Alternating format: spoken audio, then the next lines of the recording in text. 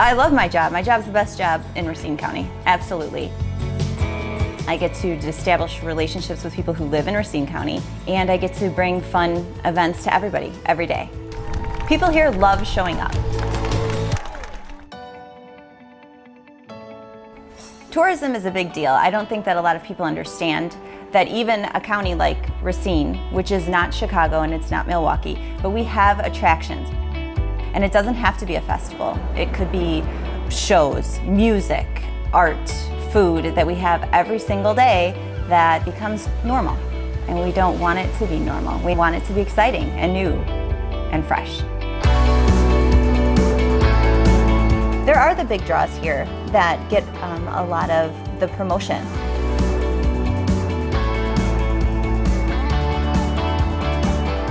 But it's the surprise of finding something new and something exciting and cool that you didn't even know existed here. And the next thing you know, you're in it and you're doing it.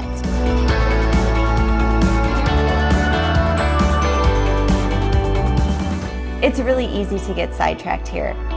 For example, with my family, we wake up and we'll look at the calendar of events and say, let's go try this out.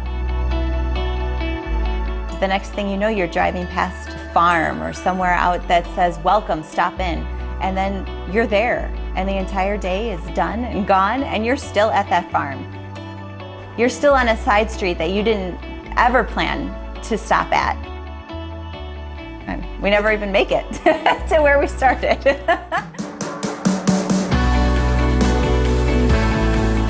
Even if my job wasn't to promote what's special and cool in Racine County, I'd still be out there doing all of these things that I do.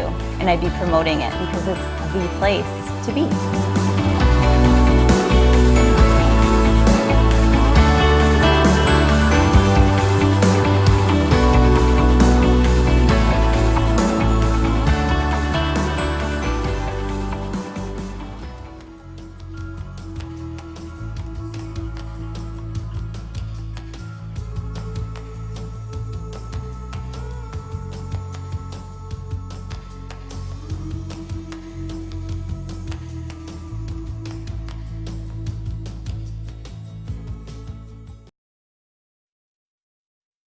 Broward Motorsports, South Florida's premier power sports dealer with 4 locations: Davie, Fort Lauderdale, West Palm Beach, and Tequesta. A huge selection of new and used motorcycles, UTVs, ATVs, boats, trailers, and personal watercraft. Log on, check out the selection, and request a quote. Broward Motorsports will not be undersold. The best staff in the industry are ready to serve you. We also feature a customizing department to build the machine of your dreams. At Broward Motorsports, you gotta ride.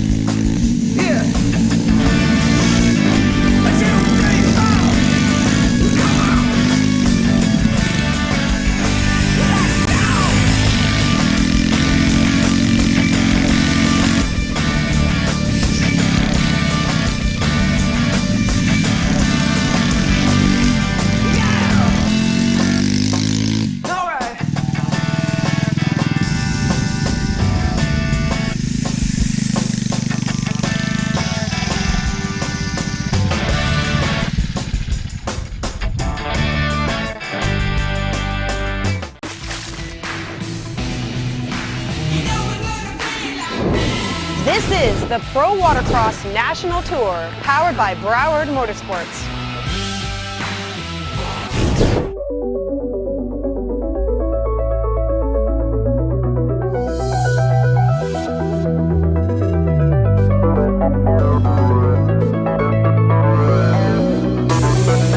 Honestly, in my opinion, this is one of the best race venues in the world. I think we're so lucky to come to a beautiful beach like this to race. Anytime we get to race in the ocean, it's a real treat. I'm really hoping to make it out every year because, like I said, this is really beautiful down here, and I feel like we're super fortunate to be able to race at a place like this. Pensacola Beach is great. I always love coming here. It's a pretty far drive, but it's definitely worth the drive. The beach is beautiful. The people are great. There's always a good crowd here, and always some surf, which we all like to race in. I love Pensacola. You know, it's always awesome surf. The beach is so nice. The restaurants are great. Pensacola Beach is an amazing spot for our first round of the Pro Watercross Tour. Beautiful white beaches. The water conditions are always changing. You never know what to expect. Could be flat, but not likely.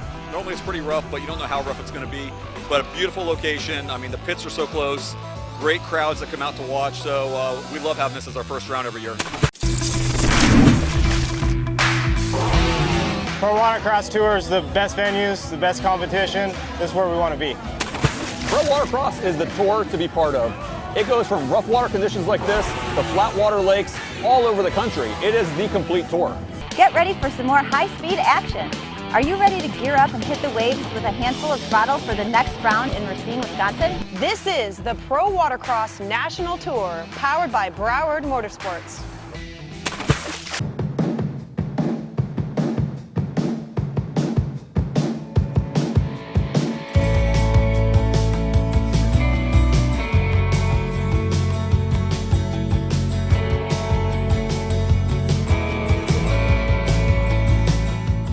Located in southeastern Wisconsin, come discover the real Racine County.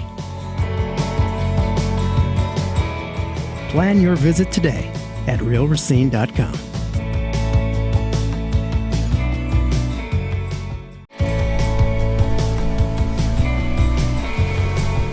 I love my job. My job's the best job in Racine County, absolutely. I get to establish relationships with people who live in Racine County, and I get to bring fun events to everybody, every day. People here love showing up. Tourism is a big deal. I don't think that a lot of people understand that even a county like Racine, which is not Chicago and it's not Milwaukee, but we have attractions. And it doesn't have to be a festival. It could be shows, music, art, food that we have every single day that becomes normal. And we don't want it to be normal. We want it to be exciting and new and fresh. There are the big draws here. I love my job. My job's the best job in Racine County, absolutely. I get to establish relationships with people who live in Racine County, and I get to bring fun events to everybody, every day. People here love showing up. Tourism is a big deal. I don't think that a lot of people understand that even a county like Racine, which is not Chicago and it's not Milwaukee, but we have attractions. And it doesn't have to be a festival. It could be shows, music, art, food that we have every single day that becomes normal. And we don't want it to be normal. We want it to be exciting and new and fresh. There are the big draws here that get a lot of the promotion.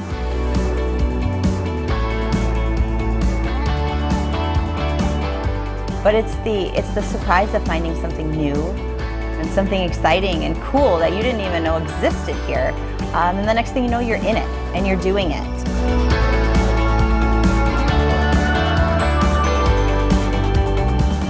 It's really easy to get sidetracked here.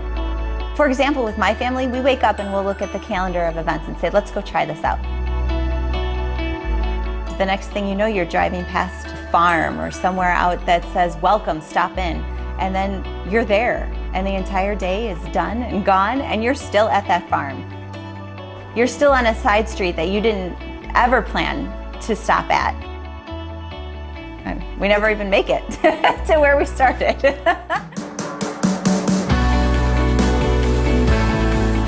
Even if my job wasn't to promote what's special and cool in Racine County, I'd still be out there doing all of these things that I do. And I'd be promoting it because it's the place to be.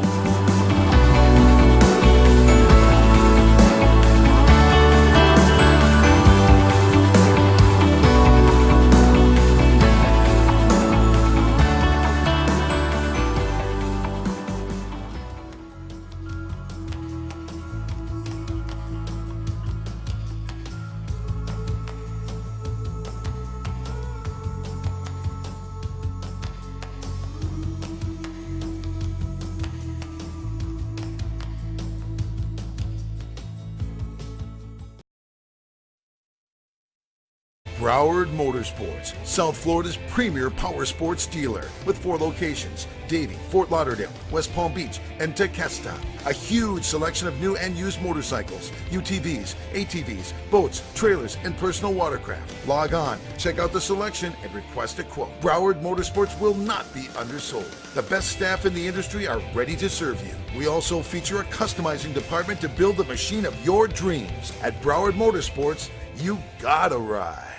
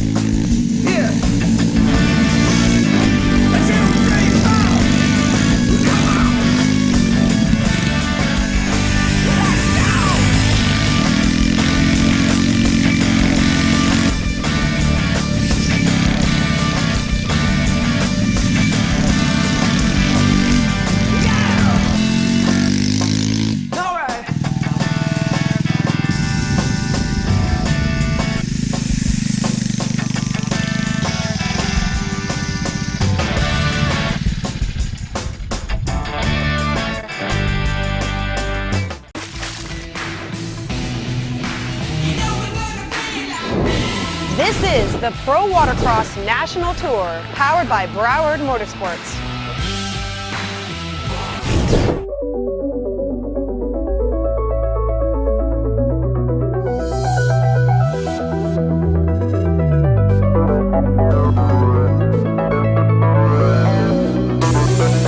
Honestly, in my opinion, this is one of the best race venues in the world. I think we're so lucky to come to a beautiful beach like this to race. Anytime we get to race in the ocean, it's a real treat. I'm really hoping to make it out every year because, like I said, this is really beautiful down here, and I feel like we're super fortunate to be able to race at a place like this.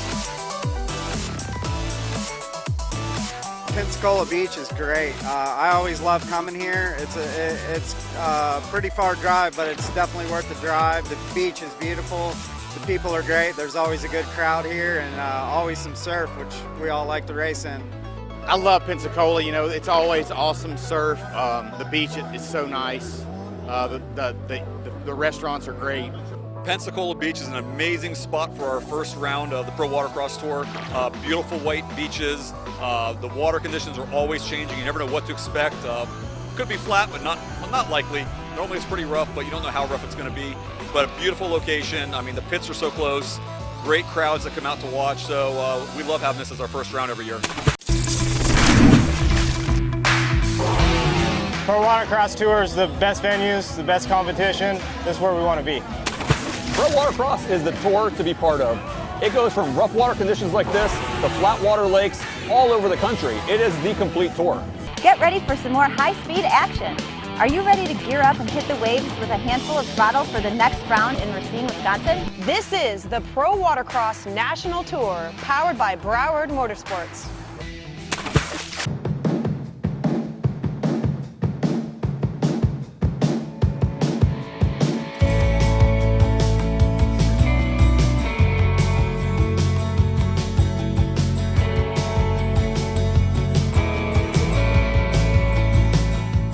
Located in southeastern Wisconsin, come discover the real Racine County. Plan your visit today at realracine.com.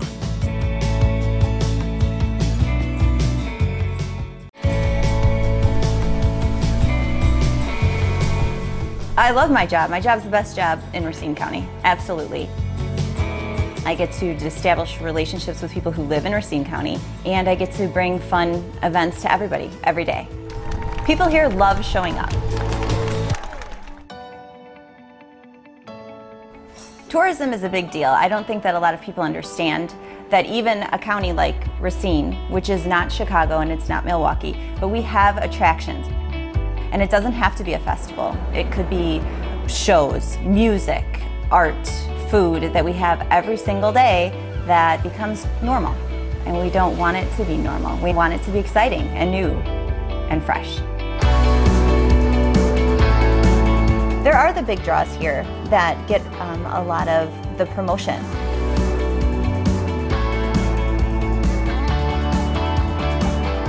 But it's the surprise of finding something new and something exciting and cool that you didn't even know existed here.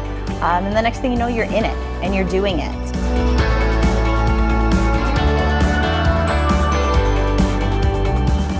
It's really easy to get sidetracked here. For example, with my family, we wake up and we'll look at the calendar of events and say, let's go try this out. The next thing you know, you're driving past a farm or somewhere out that says, welcome, stop in. And then you're there and the entire day is done and gone and you're still at that farm. You're still on a side street that you didn't ever plan to stop at. And we never even make it to where we started.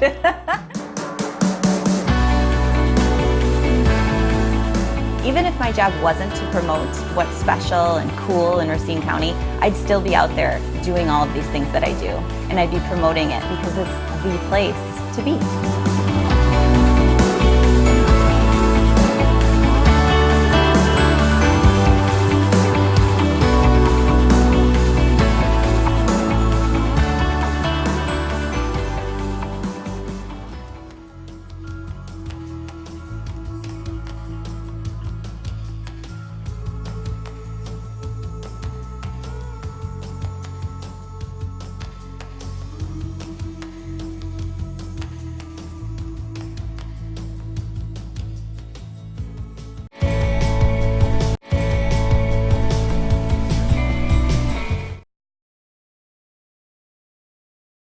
Inside, hard right. Compton was on the outside, and they touched, and well, I'll tell you what, like a billiard ball, Butter Biscuit went towards the shore. Well, 13-year-old Voss and 14-year-old Kenny Compton, there's some serious racing going on out there. Yeah, gotta love it. They're getting it on, and yeah, obviously, as I mentioned earlier, you know, the Spark is just a wonderful watercraft, but the Yamaha EX positioned in this class, I guess, just a little superior hull design, you know, a little bigger, a little better hook.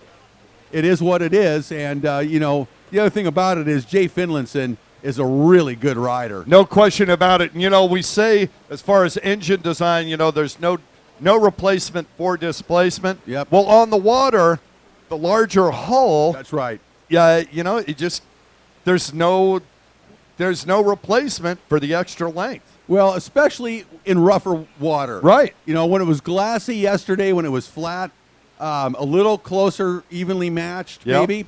But as the rougher it gets, and we used to see that, a good comparison was the Wave Blasters versus the Yamaha or the Sea-Doo HXs when they came out in the sport class. By virtue of a little longer hull, that HX could hook up a little better in rougher conditions. Yeah, that was the hallmark of the HX hull, is that it never came unhooked. Yeah. Almost literally never. That thing stayed plowed to the water. The unfortunate thing is they roll over like a log at any given moment for no apparent reason. Much more challenging to ride, to say the least. And I had a lot of experience riding. For some reason, I decided to race an endurance race one time on one. How many days did it take? That was about 100 miles of hell right there. Wow, look at this. Compton starting to reel in. Voss again. They've kind of, everybody's gone and left McLaren Garmin out of Georgia. Boy, she is doing everything she can to keep up.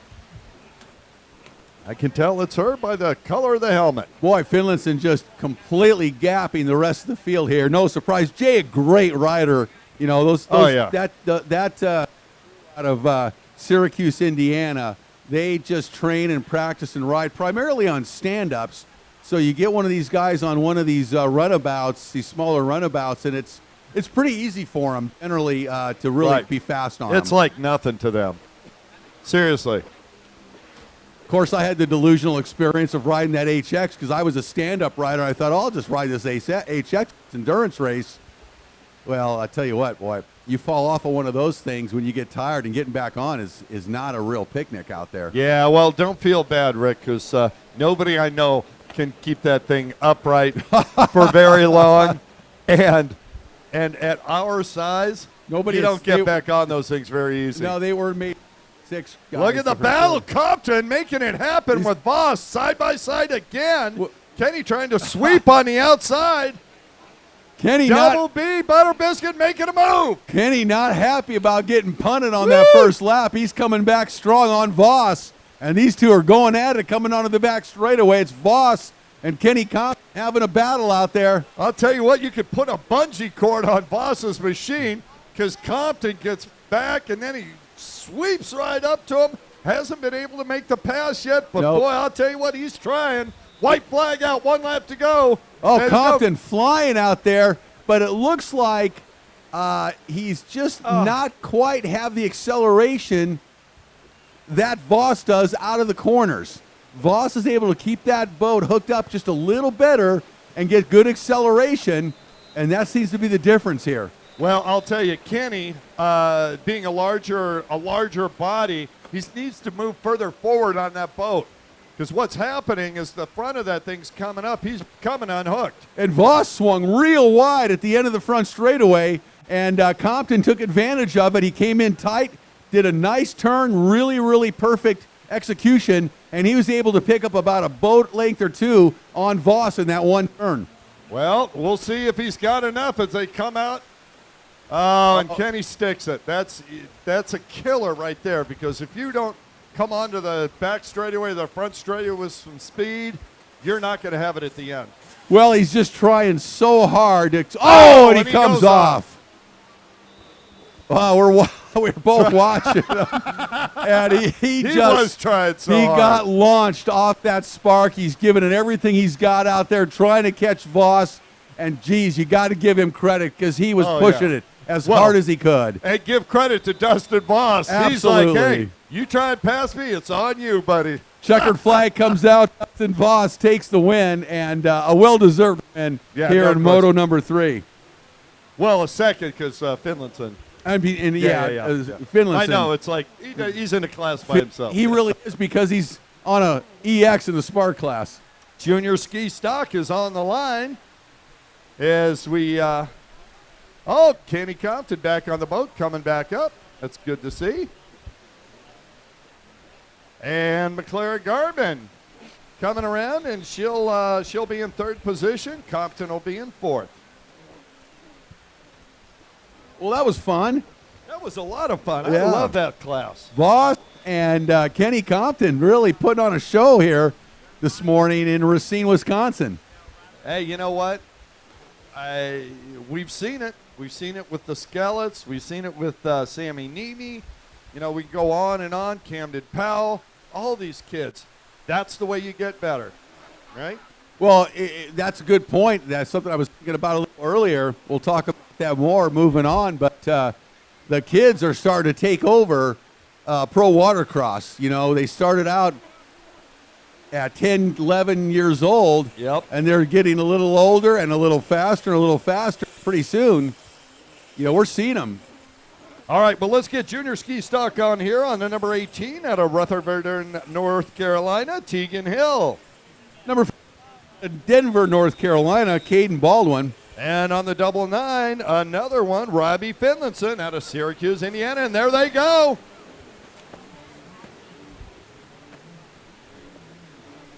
So somehow Caden, he didn't race yesterday in Moto 2, he got a 5th. I don't understand that one, but looks like he went down. Well, there's 3 riders, so how do you get a 5th? Because he didn't show up to the line. You could take last place plus 2 points. Oh, wow. Really get penalized. Well, you got to show up to the line. Looks like 99 out in front, Robbie Finlayson, once again. On the inside. And he's got a commanding lead already on this first lap. And second place is lost. Okay, he's making up his own inside course. Yes, an inside-outside. This is called the inside-outside split. Well,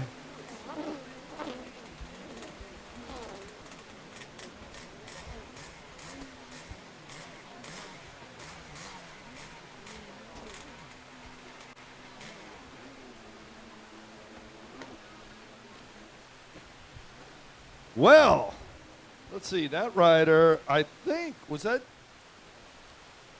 Do we know who that rider is? Tegan Hill would be the other rider out there with Finlayson, and then, of course, Caden.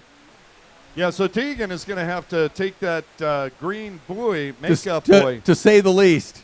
And he'll still be down a lap. Oh, and he's just missing the course. Well, these are very young riders, 11 years old, and they're still learning the sport. And he goes out on the outside around the makeup buoy. The green buoy. He sure did. Just missed 3 others. In fact, both of them are taking it. Oh, too funny. They realize there's been some issues. But, they are, let's say, 11 years old. Finlayson, 12. That year difference seems to make a big difference at this age. Yeah, no question about it. But, yeah, these kids start out right here, and they're learning the sport, and they're learning to ride. They're learning to negotiate buoys, how to set themselves up for splits and so on and so forth. And give them a couple of years is all it's going to take. Well, you know what they're going to do, Rick? They're going to go home after this weekend. They're going to go on YouTube, search Pro Watercross, and watch the video of how they did, and they'll get an idea. Oh, man, I should have went, there's more buoys on that side. Absolutely. Yeah. But, here they are battling. Well, when it started out, allowing the kids to race with it, starting at 10 years old, was kind of questionable. Well, should they even be out there? Are they capable? There was a lot of there was a lot of pushback on that, and now moving fast forward a number of years, not only have they proven that they are definitely capable, but those ones that started out years ago in that age group are now coming into their own and pushing the adults around out there in some cases. Yeah, and they're doing it at a much earlier age. So it's really fun to watch, and it ensures that we have a nice crop of young riders moving up through the sport that are going to be a lot of fun to watch and put on some really good racing in the years to come. Yeah, we're looking forward to it. We need race number 8, Women's Ski Limited, Veteran Ski GP, and Beginner Ski Stock to the line, please. You guys should be down there and lined up already. Wow, that's interesting. See what pecan tastes like. No.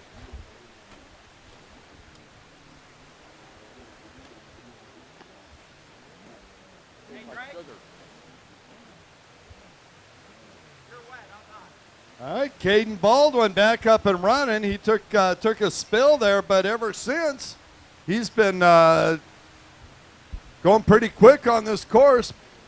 Caden out on the far left-hand side of the course, going around the double yellows. Heading out towards that jet trim, bitch and stitching back straightaway. Remember, moto number 1 yesterday, Caden ran away with it. He took the whole shot and won. Gone. Outstanding effort in moto number 1 by Caden Baldwin yesterday. Didn't make the line for moto number 2, unfortunately. And now he's looking good again. He's kind of got dialed in here in moto number 3. He's a young rider, Brian Baldwin's son, obviously. And he is going to be a great rider down the road here. There's no question about it. White flag, one lap to go. Robbie Finlayson, but Caden Baldwin, at the speed he's going, he might be able to catch Finlayson. Okay, Kurt. Might. Don't be so negative. Kurt, It's only a half a lap, Rick. No negativity, just reality. What a concept. But he's charging. He is charging. Caden doing solid out there.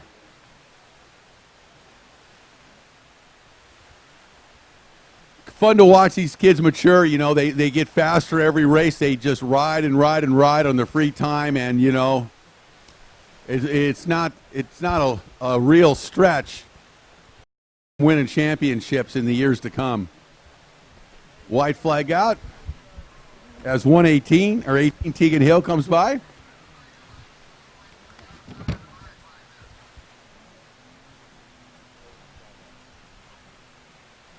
Women's Ski Limited, Veteran Ski GP, Beginner Ski Stock on the line. As Robbie Finlayson, boat number 99, works his way around the outside split. one final time here this morning. Just barely beating Caden Baldwin. And he will put that number 99 to the top of the podium this weekend in junior ski stock 10 to 12-year-old class. Congratulations, Robbie. Isn't it funny, Rick? You and I both know that at one point, some of these young riders we're going to be crowning as world champions as adults. No question about it. And we watch them. They make the little mistakes. Things go unhappen. But, boy, these kids, they really have got some skills. Caden Baldwin comes across the finish line. He'll take a second here in moto number 3. And then we'll keep an eye out. Tegan Hill will finish in 3rd. Great job by Caden Baldwin. Nice work, Caden. Way to go, young man. And by virtue of his finish in this moto, he'll get second overall. Yes, he will. I think that's going to look good. He's going to be on that podium this weekend. I'll tell you what, might have been a different story if he hadn't had that little get-off in the start there. But it's great to see him out on the water. And it man, absolutely look at the is. smiles on these kids, Rick. Seriously. Oh, they're having so much fun. It's unbelievable. Tegan Hill comes across the finish line. He'll finish off. Number 18 out of Rutherford, North Carolina, Tegan Hill. All right, on the line, race number 8. In a Women's Ski Limited, Jessica Wiebesek. She is sponsored by Twangold Freestyle Factory and HydroTurf. In Veteran Ski GP, number 51 out of Harvard, Illinois. On the AFX helmets, Hammer Time Sports, 53 CBD, Kawasaki, Martin Voss. On the 279, Hydrospace out of Dallas, Georgia, sponsored by Lair Performance. Lair Performance Watercraft, I wonder who that is.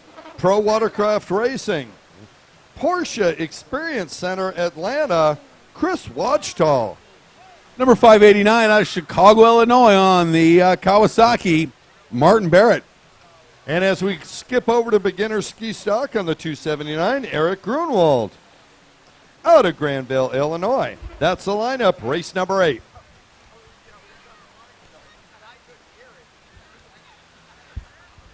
So was Martin Voss in Veteran Ski GP with a pair of wins yesterday. So he is looking good for the overall this weekend. Jessica was dominant in the women's class yesterday. Yeah. She's got a pair of wins, so we'll see how that goes. Yeah, right. Well, Jessica, we're joking, but she is the only competitor in Women's Ski Limited, as Eric Grunwald is in beginner ski stock. So we got 3 riders out here. We're missing 2. We're missing a couple. I believe that's Martin Voss, 51 on that inside. You know what's interesting was we're seeing Chris Wachtal and Eric Grunwald. I don't hear the Hydrospace, do you? No, thank God. Yeah. So Chris Wachtal, obviously not on the. And Martin Voss goes down. Voss on that Kawasaki. Jeez, Easy for you to slay. I almost said KX 1500. Kawasaki SXR that would 1500. be scary, wouldn't it? Well, that's about what it is, basically. But he's out in front of that big Kawasaki. Wiebesek on the, also on a Kawasaki, but on an 800. Jessica Wiebesek is the ego destroyer for any men that happen to be racing in the same on the same course with her. Yeah, she's a tough competitor. Very, very talented young lady. Absolutely. Our champion last year, I do believe.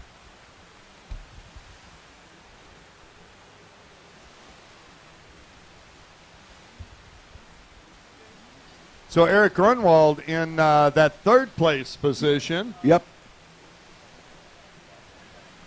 So Martin Voss is going to take the win overall easily in veteran ski. Just by starting, yeah. Yeah. Actually, he didn't even have to start and he'd have the win. No, yeah, he would. Up next, veterans runabout box stock, amateur runabout super stock, and beginner runabout box stock to the starting line.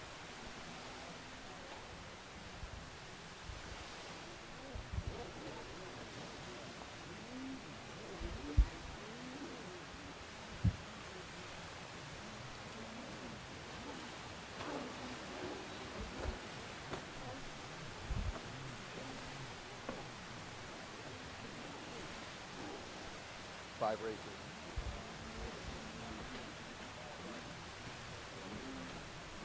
Jessica Wiebesek down the front straightaway, boat number 411. Jessica out of Holy Meadows, Illinois, riding for Twangled, Freestyle Factory and HydroTurf.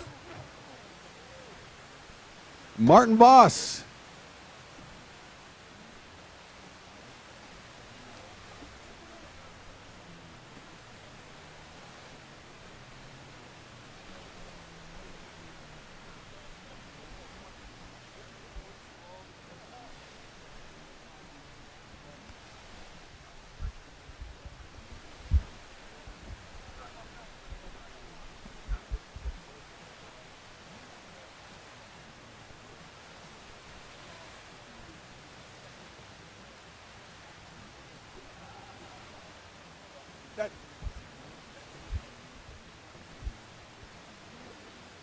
And race leader coming down the front straightaway, that is number 51, Martin Voss. Martin out of Harvard, Illinois, 53 years old, veteran ski GP, riding for AFX Helmets, Hammer Time Sports, and 5-3 CBD. So Martin getting acquainted, getting dialed in on that big SXR 1500 Kawasaki, which once you get dialed in on one of those, it's tough to beat.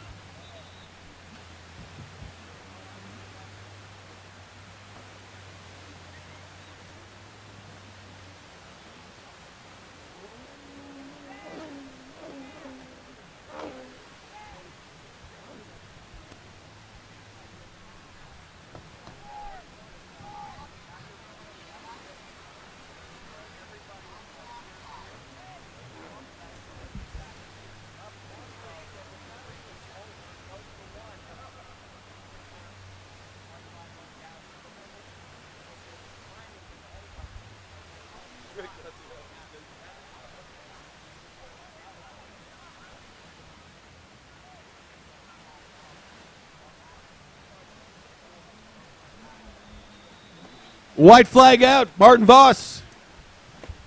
Large and in charge on the SXR 1500. He's gone, man. He's out for a Sunday morning ride, Well, as they say. Yeah, everybody is. You know, this is obviously a class that has one rider in each class. So, you know, we would hope for more competitors, in, especially in the women's limited class. That could be a very good race class. And we'd like to see more ladies out here competing with Jessica for sure. I hope we see that at Lake Hartwell, Georgia. Absolutely. Real flat water Lake Hartwell. That's your quintessential flat water lake race coming up in 2 weeks.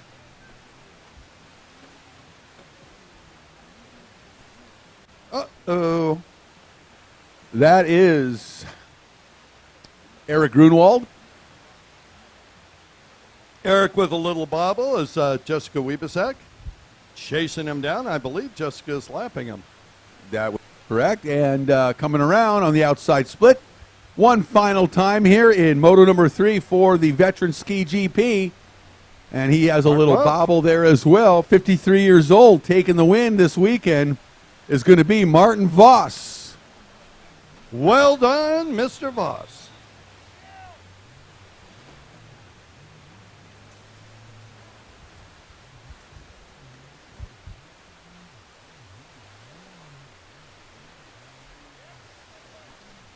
So Jessica Wiebesek will take the win in the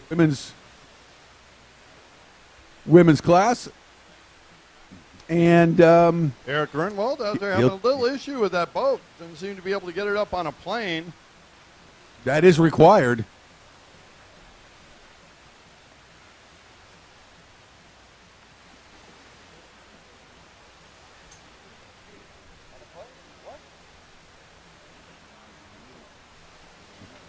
Here comes Jessica Wiebesek, and she completes the sweep. All 3 motos. And that is, Mr. Lake, the trifecta. That is it. It was predetermined. All right, enough of that foolishness. Veterans Yes, sir. runabouts box stock on the number 50 Yamaha out of Winthrop Harbor. Illinois, Ryan Rasmussen Number on the pole. Number 157 out of Summerfield, Florida. On the Yamaha as well, Jim Bennett. On the 875 out of Hartsville, South Carolina, the Crusher, Charlie Smith. Amateur runabout super stock number 227 out of Ingleside, Illinois, Grant Glashagle. On the 426 out of Yorkville, Illinois, Yamaha mounted Jason Retterstuff. And in beginner runabout box stock 22 out of Muswego, Wisconsin, also on a Yamaha, Joe Roots. And that's the lineup. For your All veterans Yamahas. runabout box stock, amateur runabout super stock, and beginner runabout box stock combined class. Yeah, almost all Yamahas these days in these runabout classes. The exception, obviously, being a couple of riders in the pro division. Yep. Claude Clayton yesterday dominating on that Sea-Doo. That And, of thing course, was ballistic. Van J. Ramgeet, you know, he's been campaigning for the most part on a Sea-Doo this year. Outside of those two, it's pretty much all Yamahas right now in the runabout racing division. I heard from Van J. Ramgeet, or I heard that Van J. Ramgeet developed a rash, and maybe he's can't be on a Sea-Doo anymore. Every time he gets by, he starts to shake a little bit. I think he's from being thrown off all season long. Now he's on the Yamaha. Mentally unstable is what you're saying. Are you talking about me or him? Both. Yes. All the above. And is that Rasmussen? No, Jim Bennett, 157, takes the whole shot. Bennett puts his Yamaha out in front early on here in the veterans runabout box stock. These guys go at it pretty strong. Bennett, Rasmussen, and Charlie Smith been campaigning all season long. Well, speaking of Charlie Smith, he's Here driving comes from Charlie. the outside, and he and Bennett Oh, going down look the at front him. straightaway. The gentleman, Jim Bennett, not backing up, and Charlie Smith Oh. right there. Bennett sweeps and gives Charlie a big roost in the face as they go around that right hander, heading back out on the backside of the racetrack. It's Jim Bennett and Charlie Smith getting after it here in Moto number 3. Bennett has a 3 and a 3 this week, and he'd like to finish up in Moto number 3 with a win. Rasmussen's got a 2 and a 1, and Charlie Smith's got a 1 and a 2. So this one's up for grabs right now. Yeah, well, Rasmussen definitely. He and Charlie Smith are going for the overall, no question. It's got to be one of those two, Yes. unless they both fail. Yeah, this one's up for grabs for sure. Either one's got a shot here. Boy, Charlie Smith tearing up the inside of this course. But Bennett has pulled away real quickly here. Bennett with a pair of thirds yesterday decided he's had enough of that. And Rasmussen now gets into second. Charlie Smith third. Yeah, he slips right in there. Rasmussen, if he can hang on to this second place finish, that will give him the overall this weekend. Yes, it will.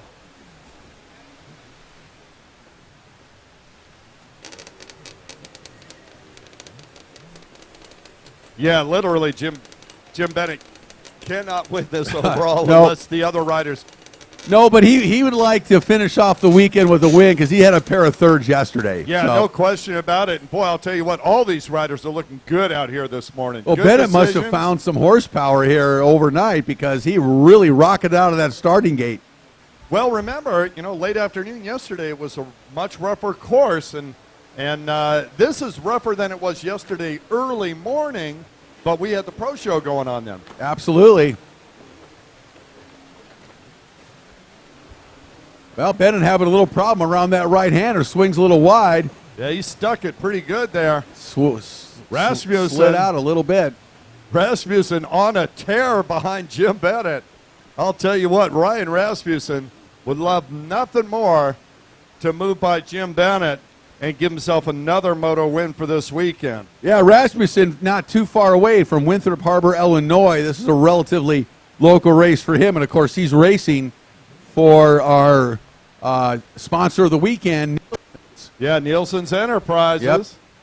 And so he'd love to put that Nielsen Yamaha out front here and finish off strong. But he's in position, as we mentioned earlier, to take the overall regardless of the finish here, provided he can stay in front of Charlie Smith, who is starting to close the gap. I'll tell you what, Charlie Smith, and I'm going to say it one more time, since he hooked up with D-Mac Racing, his stuff has been going much better.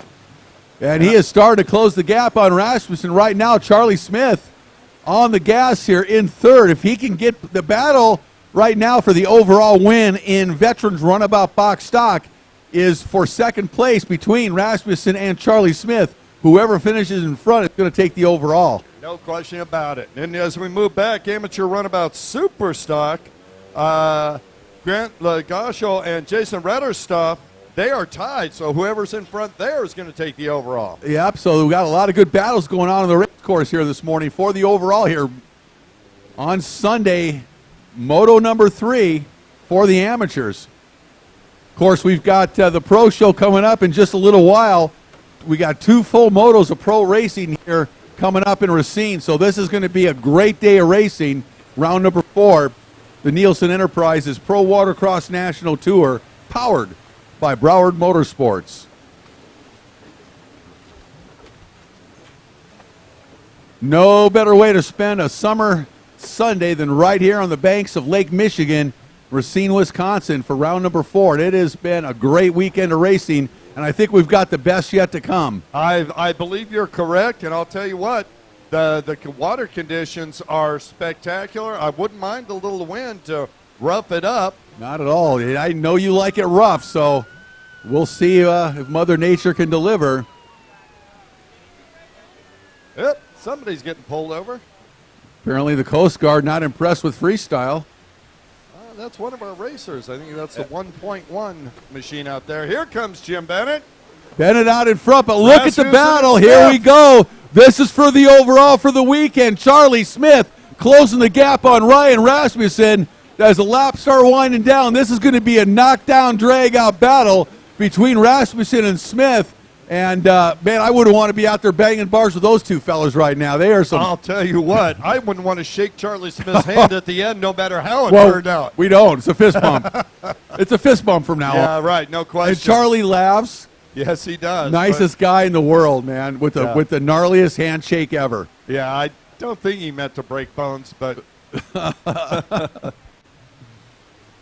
And, you know, Ryan's got a little bit more speed on the back straightaway. Yeah, he does. The setup that Charlie Smith has got, and listen, Charlie Smith is about one junior rider heavier than Ryan Rasmussen, okay? I'm just going to throw it out there. His acceleration out of the buoys has really been strong. Watch him now as they come down the front straightaway. Smith reeling in Rasmussen in the short little straights between the buoys. Well, Charlie, an experienced veteran racer, 43 years old, out of Hartsville, South Carolina, riding for Reva Racing Champion Power Sports, and of course, D-Mac Racing. And these guys are battling for the overall here in this Veterans Runabout Box Stock Division.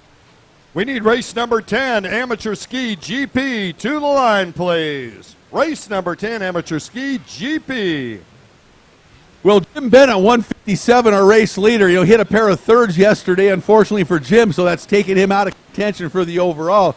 But he is just looking to finish up the weekend in fine form here. And if he can put that 157 Yamaha, Dean's Team Yamaha, Tattoo Rich Racing, Forever Hooked, Reva Bennett Construction Services boat. And he just won the moto. And he took the win, so that'll be good. And it's going to be Rasmussen in second, taking the overall unofficially. Charlie Smith's going to have to settle for second overall this weekend.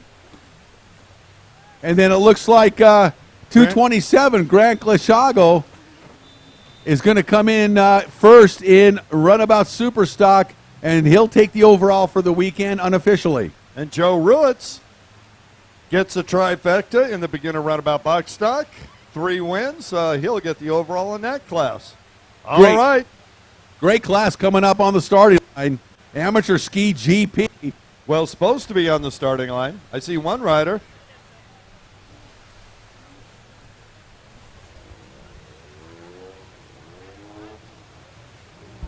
There's a hydrospace. Oh, yeah, Amateur Ski GP is listed as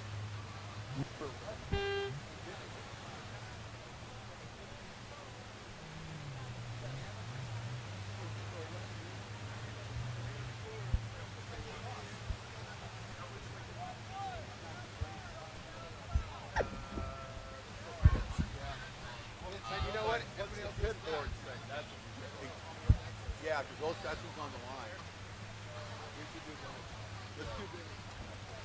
line. Okay, we're going to need vintage to the line, and then following vintage, we will do amateur ski GP. So vintage on the line.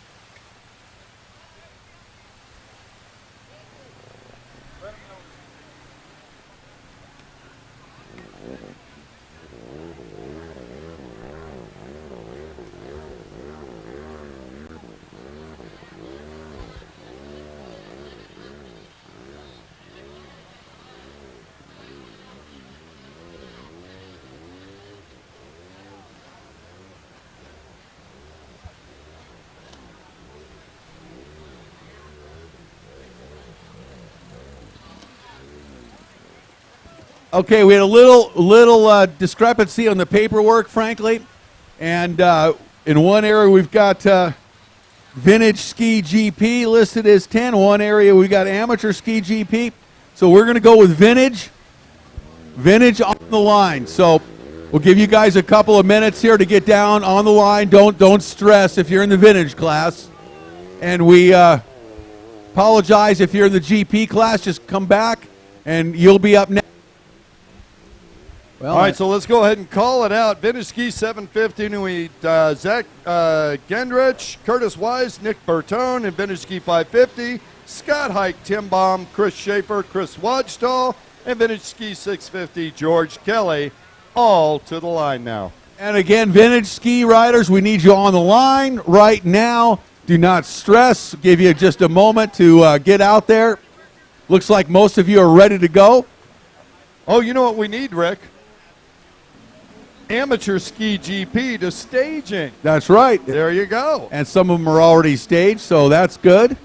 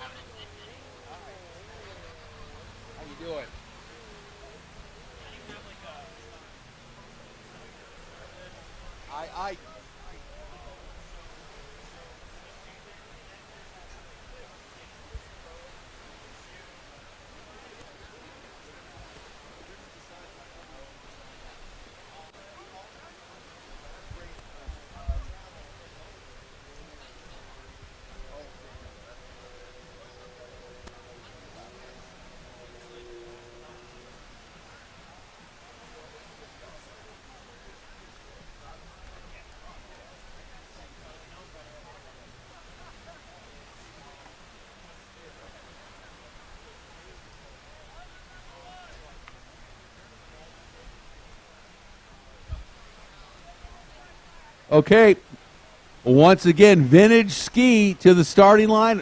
We'll make sure everybody's down there that's going to be down there. We're missing a few riders, so don't panic. Make sure you get on down there. See if we see everybody. 1, 2, 3, 4, 5.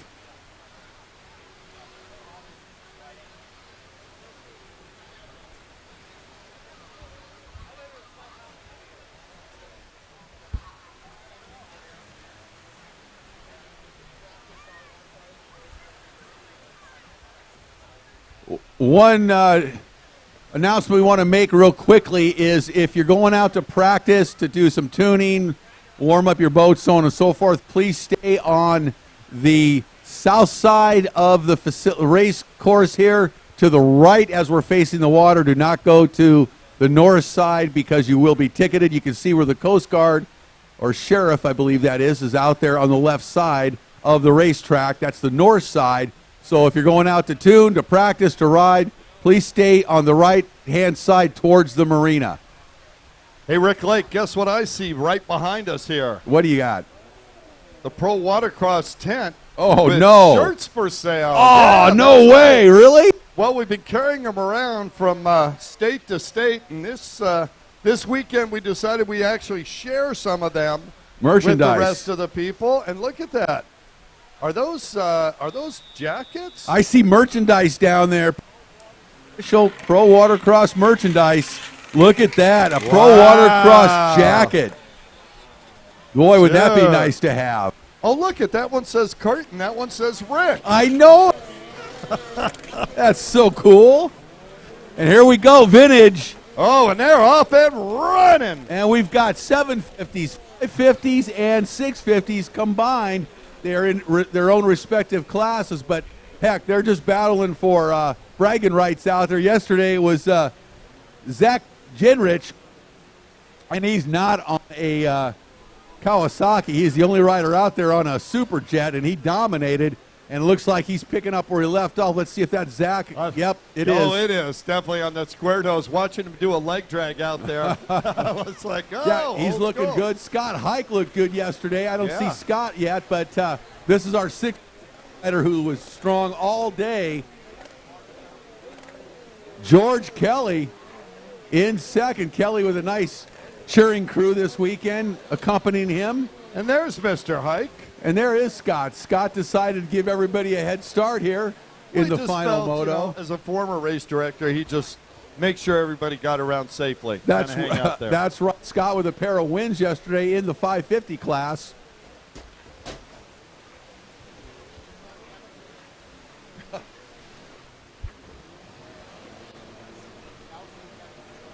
So that leader, Scott Genrich, out of Sheboygan, Wisconsin.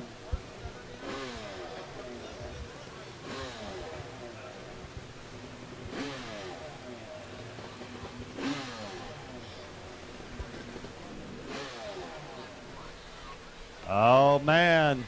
Look what's coming up next, Rick Lake. I know it. Amateur Ski GP. It's going to be fun. Oh, it's a great race. Going to be great racing. The young Charger is going to be in this one, and this is a great battle.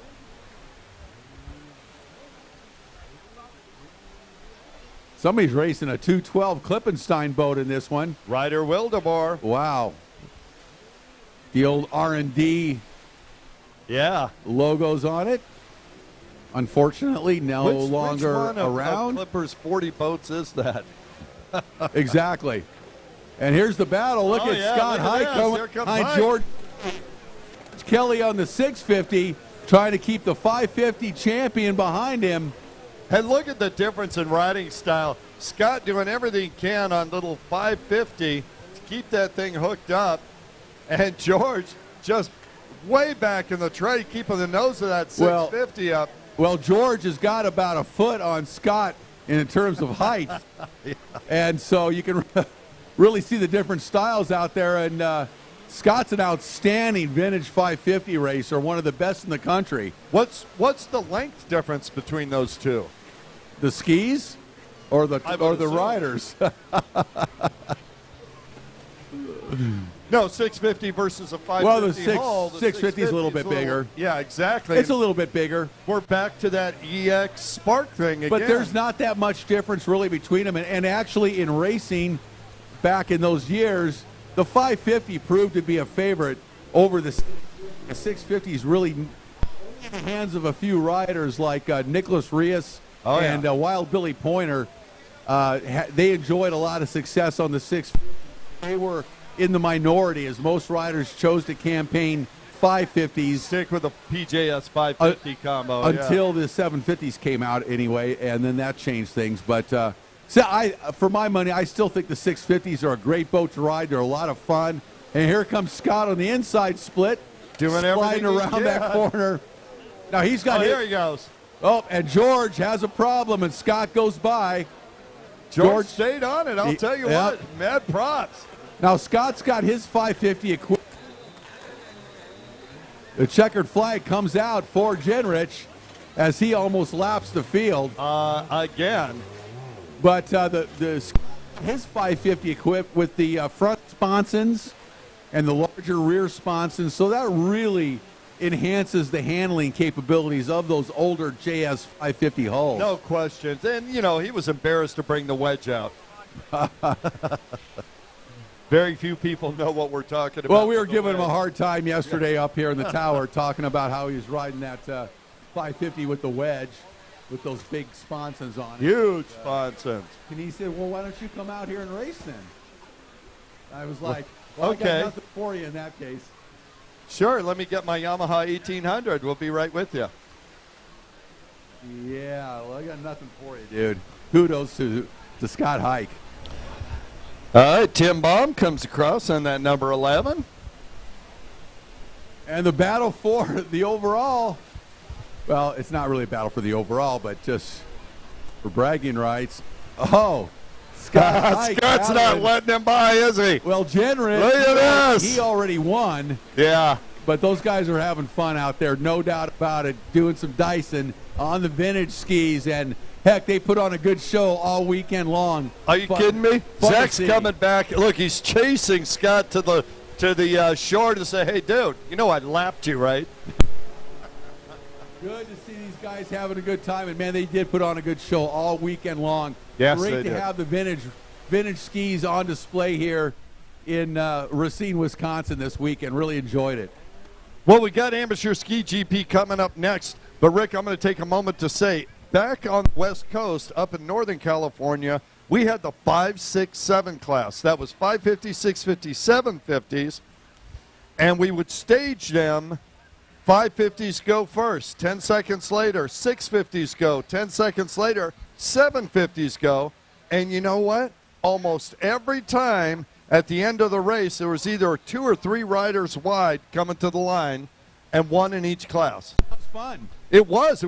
We had a lot of participation. That's really cool. That evens things up a little bit and makes it a lot of fun and kind of interesting. Yeah. I mean, we couldn't do that on the tour because, it's a lot more serious, but boy, it was a lot of fun. It was one of the a lot of the top riders would enter it on 550s or whatever, just to have fun in that class. Well, let's take a look down to the starting line. This is going to be a great battle. Amateur Ski GP, and on the line, number 4 out of Syracuse, Indiana, on the Speed Racing Kawasaki, Zeke Heim. On the double 4 out of Syracuse, Indiana, Camden Powell. Number 51 out of Lake Elmo, Minnesota. Says Hydrospace, but we didn't see him out here on it. Michael Hankey.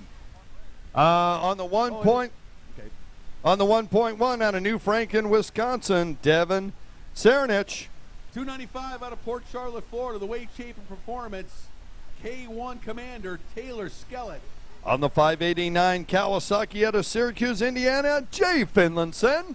And C10, actually, I believe he is on the 212 out of Sioux Falls, South Dakota, a young Charger to keep an eye on, Ryder Wilderbauer, and I believe this is his birthday today, so I believe he's moving from 12 to all of 13 years of age.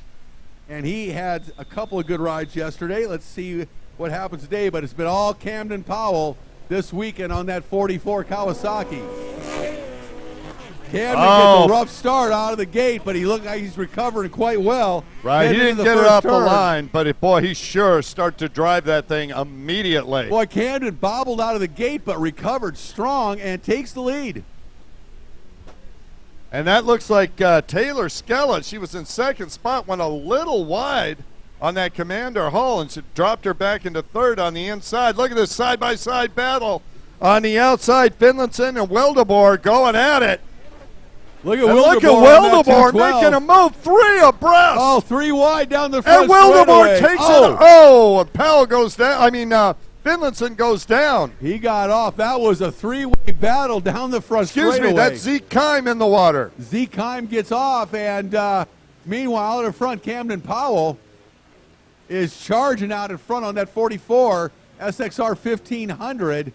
Oh, man, Ryder Wildeboer on Klippenstein's boat is spectacularly fast. Oh, he is rocking it out there. This guy is a young Charger to keep an eye on, as most of these riders in this amateur ski class are. Wildeboer almost went in his left leg on the right side of the boat behind him at maximum speed and recovers. Boys, Camden Powell going to have his hands full in a minute. With potentially Wilderbauer, I believe. Camden with a 1-1 finish yesterday, 2 wins. But Ryder Wildeboer, 212, celebrating his birthday today. He is on the gas on that Klippenstein boat. Boy, look at that. Happy birthday to me. Ryder Wildeboer putting the pedal to the metal here in second position, and he's not going to back off till the end of this race. Well, I know Clipper's got that 212 Kawasaki really dialed in, so that's a great boat that's going to do well in the hands of this young rider out of Sioux Falls. And he is charging up behind Taylor Skellett. Oh, it's Taylor. Yeah, Taylor. Going down a lap. Yeah, she had an issue there. And look at Powell fly down that back straightaway. Wow. He has got the fire lit. I think he saw Wildeboer coming up behind him and said, no way, dude. Yeah. I don't care if it's your birthday. I'm going to this smoke ain't you. happening. I'm smoking you. Hey, happy birthday to me, you said. Yeah, exactly right. Oh, and Camden gets and pulls out the lanyard. Here comes Wildeboer on the inside. Camden on the outside trying to get the fire lit. He gets it going, and look at Ryder Wildeboer now taking the lead. Camden Powell loses the lanyard on the split. Double B out in front, the birthday boy. Well, I'll tell you what, though, Camden Powell was flying out there before that lanyard came off, so keep an eye on him now. Oh, yeah. As he's going to try to track down Ryder Wildeboer, and this is going to be a good one, Kurt. Oh, it already is a great one. Watch this. Taylor Skellett, I don't know that she knows that Camden's there. Holds the line, lets him go by. Great sportsmanship there. And she's been riding well this weekend on that Commander boat. Both her and her brother have been really fast on that I believe that's a GP1. Oh, is it a GP1 rather than the K1? I would guess.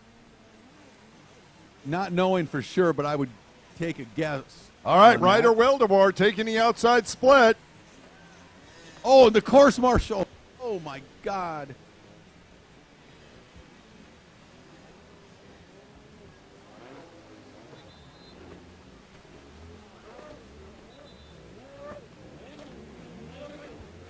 Wildeboer continuing to lead. Okay, 44. Oh, here comes Powell. Powell on the gas. We knew this was going to be a good one. Oh, this is going to be a lot of fun. Camden Powell, the fastest rider in this class this weekend, but Ryder Wildeboer is serving notice that he is a force to be reckoned with. 13 years old today.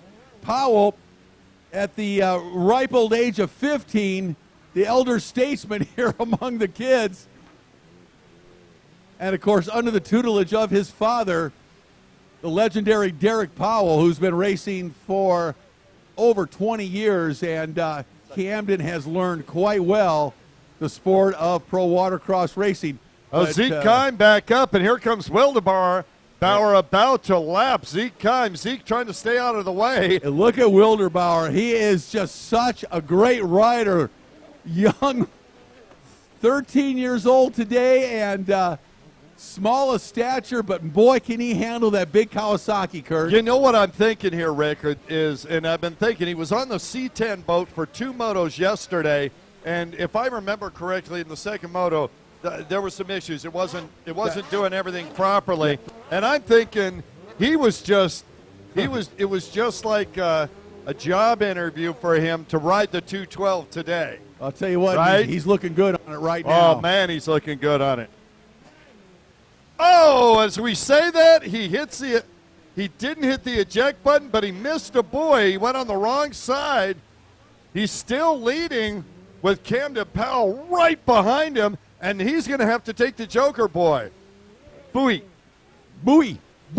And Wildeboer goes outside. outside. Powell goes inside, but Powell takes the long way around Oh, the it's going to inside. hurt him. Oh, yeah, that was a mistake. White flag. One lap to go. Can the drama get any more dramatic? And Powell goes down in the tray again. I think he may have had another issue with the lanyard momentarily. Not sure. And Powell wipes out right down the front straightaway. He and Wildeboer going off at this last lap. What's happening? Well, Powell just trying to do everything he can, maybe riding over his head just a little bit here on this last lap, and probably getting a little tired. A lot of pressure on him, but you know what? He's still in a good position with a pair of wins yesterday. Yeah, well, if he finishes in second, he's going to get the overall for certain. Hey, but what a story Ryder Wildeboer is. turning 13 years old today on that Clipper-sponsored 212 Kawasaki SXR 1500. He's on the inside split on the final lap here. A few turns to go, and what a great birthday present for Ryder Wildeboer, because he is going to take this third moto win. Well, I'll tell you what, it was no present, Brick Lake. He earned it. Folks, give him a round of applause. Wow, what Your a winner, great ride. Ryder Wildeboer. There's a guy to keep an eye on, huh? No doubt. Wow. Camden Powell's going to come around in second. That's going to give him the overall for the weekend unofficially. Yes, it will. Jay Finlayson making his way around in the third position. And Jay, 10. Yeah, that'll give Wildeboer second position, and Jay Finlayson will take third. On the starting line, amateur runabout box stock. Boy, that was a great race. I knew that was going to be a good one. You know, we were looking forward to that one. This amateur ski GP. This isn't a youth class. This is an adult class. Oh, yeah. But it has been taken over by the youth. The youth, and they are just dominating right now. I know. Taylor Skella coming in on that number 295 boat, the Commander machine.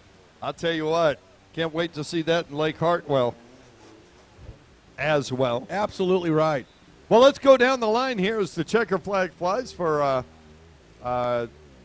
is that number 61, Michael Hankey.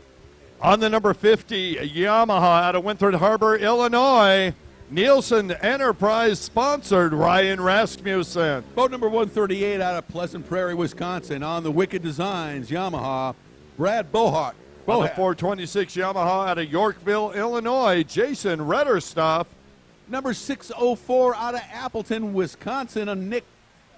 On the 808, Yamaha out of Mooresville, North Carolina, Graham Hunt. And number 875 out of Hartsville, South Carolina, on the DMAC Racing Yamaha, Charlie Smith. Charlie the Crusher Smith. That's right. You better believe it. CCS. The Crusher. All right, so right now, Brad Bohat out of Pleasant Prairie, Wisconsin, with a first and a second, leading the points. Right behind him, Ryan Rasmussen with a third and a first. Next up would be Graham Hunt on that 808 with a second and a fourth. So those, and Charlie Smith right there with a fourth and a third. They're vying for the lead.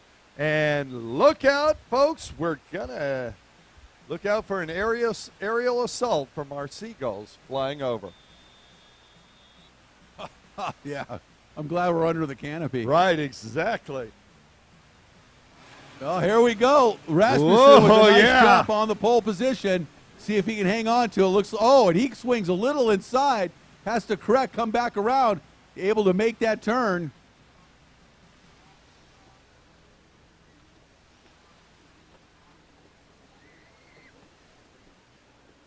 And we'll keep an eye on the inside. That's Rasmussen. On the outside, that could be Bohat.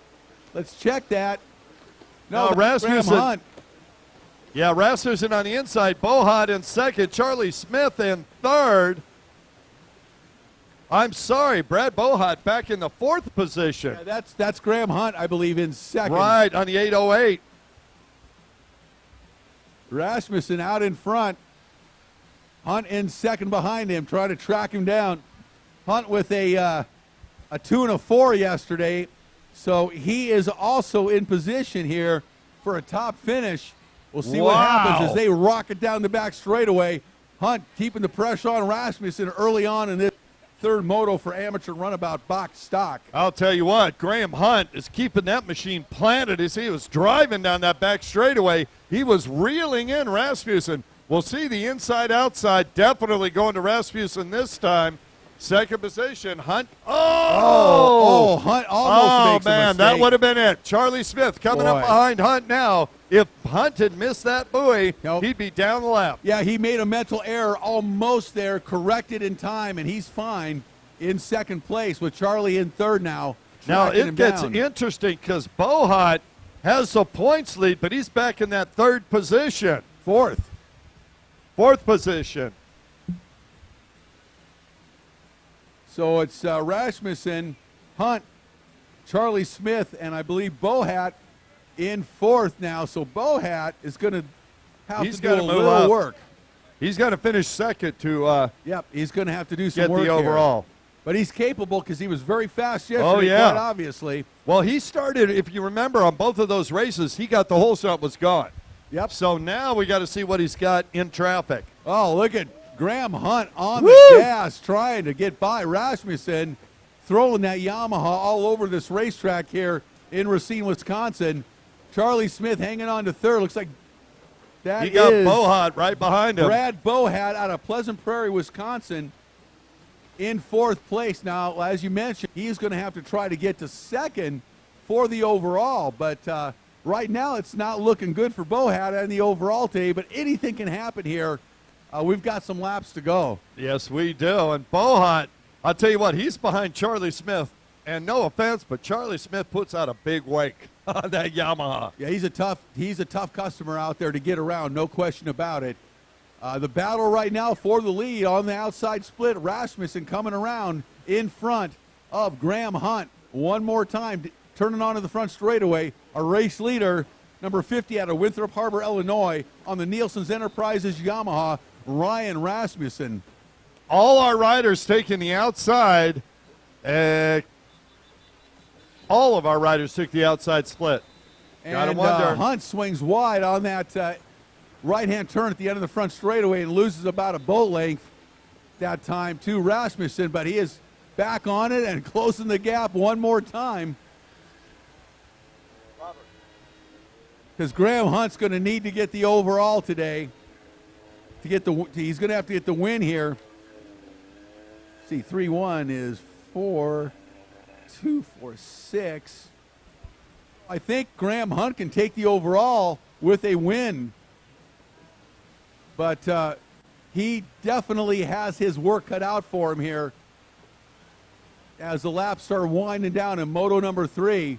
Down the front straightaway comes our race leader one more time, number 50, Ryan Rasmussen. Right behind him, 808 in second place, trying to track him down with hopes of taking the overall win this weekend is Graham Hunt. Hunt now closing the gap on Rasmussen. Here comes Hunt. Hunt tracking down Rasmussen. Hunt needs to get around Rasmussen for a hope for the overall. Coming onto the back straightaway. Here comes Hunt behind Rasmussen. Rasmussen makes a turn. Hunt right behind him. These two are battling now for the overall this weekend, unofficially. Hunt doing everything he can to stay out of that pump wash, and you see him reeling in Rasmussen at the end of the back straightaway. But once he hits that pump wash, he starts sliding backwards. Well, on the left-hand side of the course, he really closed the gap. Now Here we go. Hunt goes to the inside. Rasmussen on the outside of the split. Here comes Hunt strong on the inside. Rasmussen making the turn onto the front straightaway, and Hunt's going to lose about 3 boat lengths in that exchange. And he spins out, and that's going to do it. 1 lap to go. White flag out. That gives Rasmussen a tremendous amount of breathing room on this final lap. Well, I'll tell you what, anything can happen on this final lap. As we know, Rick Lake, Brad Bohat back there in 4th position needs to get by Charlie Smith and one of the top 2 to fall off, and it can happen. Rasmussen now in charge, looking at the overall. Oh, and he spins Rasmussen out a little stuffs bit. it. But he's in good shape now with half lap to go. Rasmussen down that back straightaway with a sizable lead over Hunt. He's just got to make it through this final outside split. I'm sure he's going outside one more time. And no surprise, Hunt's going to follow him on the outside. No, he's going to the inside. Got to go again. to the inside. He only has one Might as shot. well take it. Yeah. Might as well take the chance. Hey, Rasmussen sticks it. He's got enough to get by. Rasmussen making the right-hand turn onto the front straightaway. He's going to take the checkered flag. And a well-deserved win. Look at that. Ryan Rasmussen all pumped up. Rasmussen taking the win on that Nielsen Enterprises Yamaha. That'll give him the overall for the weekend in amateur runabout box stock. Well done, Ryan Rasmussen. Graham Hunt gives him a thumbs up. I'll tell you what, a great ride by Hunt there, too. He had a second, a fourth, and another second. He was in the hunt. Okay, our final amateur race of the weekend on the starting line, and this will be a good one. Amateur ski stock down on the line, number 4 out of Syracuse, Indiana, on the Yamaha, Zeke Heim. On the 24 Yamaha out of Harvard, Illinois, Dustin Boss. Number 44 coming right back out after a win on the Kawasaki, Camden Powell. On the 55 Cowie out of Syracuse, Indiana as well, Jay Finlinson. Number 61 out of Lake Elmo, Minnesota, Michael Hankey. On the 77X Kawasaki out of Glenbula, Wisconsin, Edward Gahagan. Number 96 out of Plymouth, Wisconsin, Marvin Gahagan. On the 1.1, Patrick Tricky Saranch out of New Franklin, Wisconsin. Number 295 out of Port Charlotte, Florida, Taylor Skellett. On the 315 out of Marietta, South Carolina, Yamaha-mounted Taylor Stewart. Number 355 out of Big Lake, Minnesota, on the Yamaha, Roger Zachman. And rounding out the field out of Sioux Falls, South Dakota, on the 888 Yamaha rider, Wildebauer. Well, Wildebauer goes from the 212 SXR 1500 Kawasaki that he rode 2 races ago. Now he gets on this is a round nose Yamaha Superjet, so quite a drastic difference in hulls, and this shows why these kids are getting so good, because they are able to switch hulls very quickly, adapt, and be fast on whatever they ride. They are really impressive riders. Right. Well, they're nearly identical hulls except being completely different. Well said. Well, not well, but Wildebauer. He's upside down. Those Wildebauer's numbers are upside down on that boat. How are we going to score him? Charlie, good rides.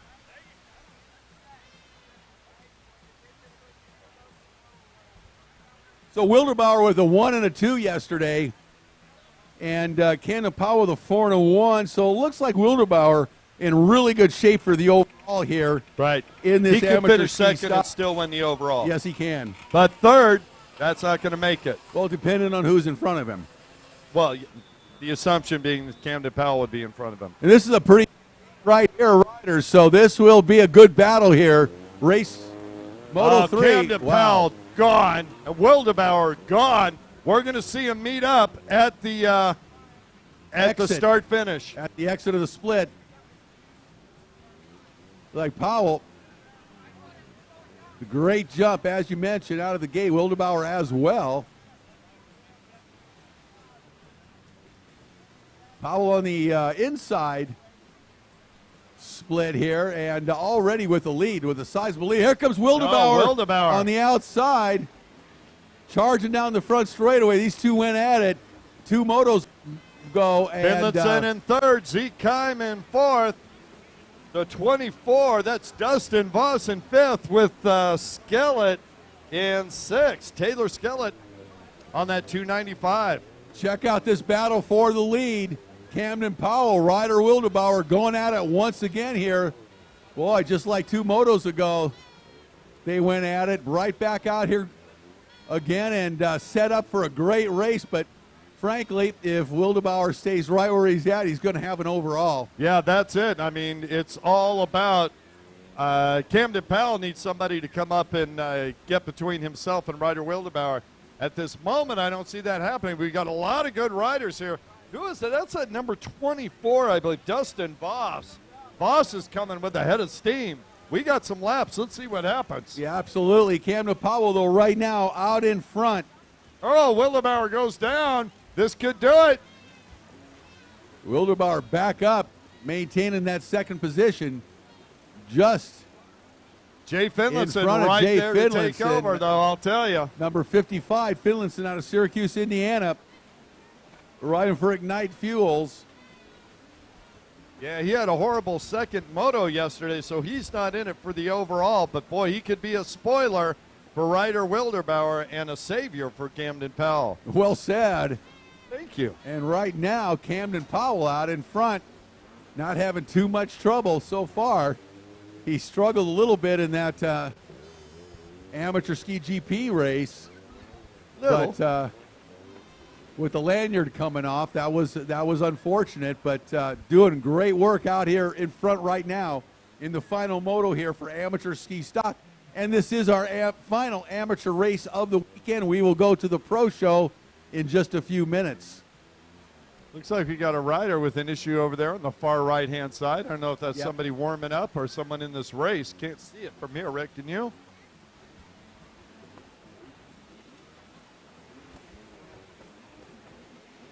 Powell down the front straightaway, 44, with the lead. Wilderbauer starting to catch Powell and then subs it a little bit, making that right-hand turn at the end of the front straightaway. Camden Powell just threw that boat sideways going around the double oranges, locked it up, and just shot forward. I'll tell you what, Camden Powell's doing his part to win the overall here today. Well, those two riders just got off those big SXR 1500s 2 motos ago.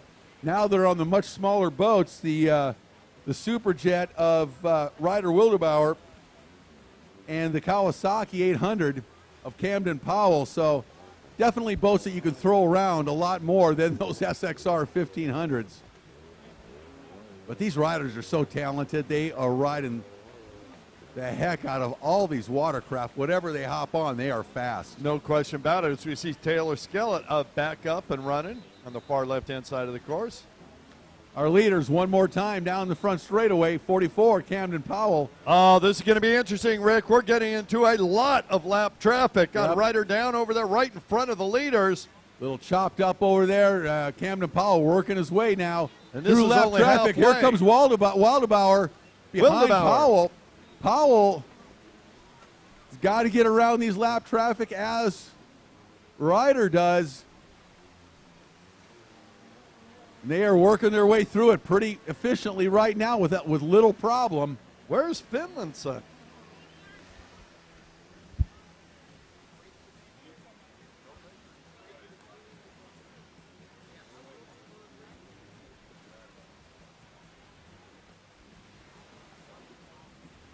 All right, folks, just got official word. We're going to go straight to the pro show.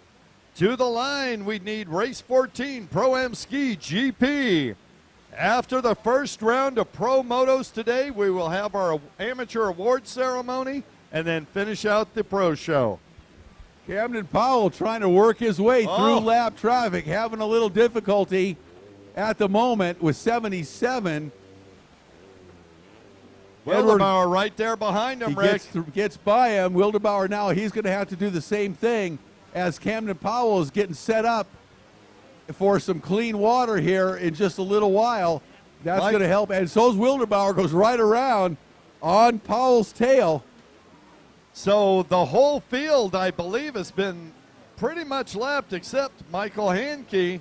And he's about to go under there right now. Wilderbauer all over Powell now, making that right-hand turn onto the back straightaway.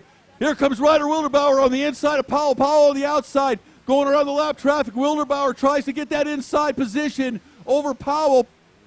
They are side by side coming to the split. Wilderbauer gets it. Goes to the inside of Powell. Now he goes to the outside split. Camden follows him on the outside split. What a ride by Ryder Wilderbauer as well as Camden Powell.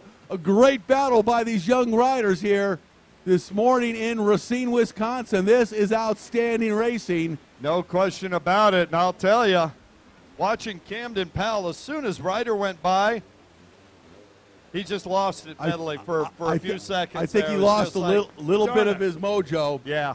Right there. But Powell with a 4 and a 1, Wilderbauer with a 1 and a 2. Wow, this is going to give Wilderbauer the overall win here. No question about it. Like we said, stock.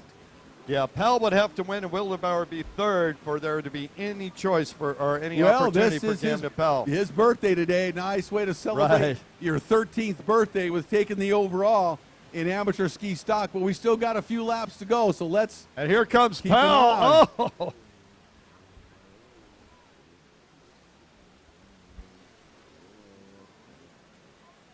Wilderbauer goes down. Wilderbauer goes down. Powell goes by. No, that's Taylor Skellett went down. Oh, that's right, Wilderbauer that went by. And look behind her, and you'll see. There's Powell. Exactly. Here Camden's right back there. Here comes Wilderbauer. Taking the white flag. 1 lap to go for our race leader, number 8. 888 out of Sioux Falls, South Dakota, riding for Clipper. T.O. High roller, live life fast, and Barrel Hood. Yeah, Wildebauer has it well in hand as long as he stays upright and makes the turn. I wonder if that's TC free ride, not TO free ride. I'll bet you it is. I would think. Our good friend Taylor Curtis, TC free Yeah. ride.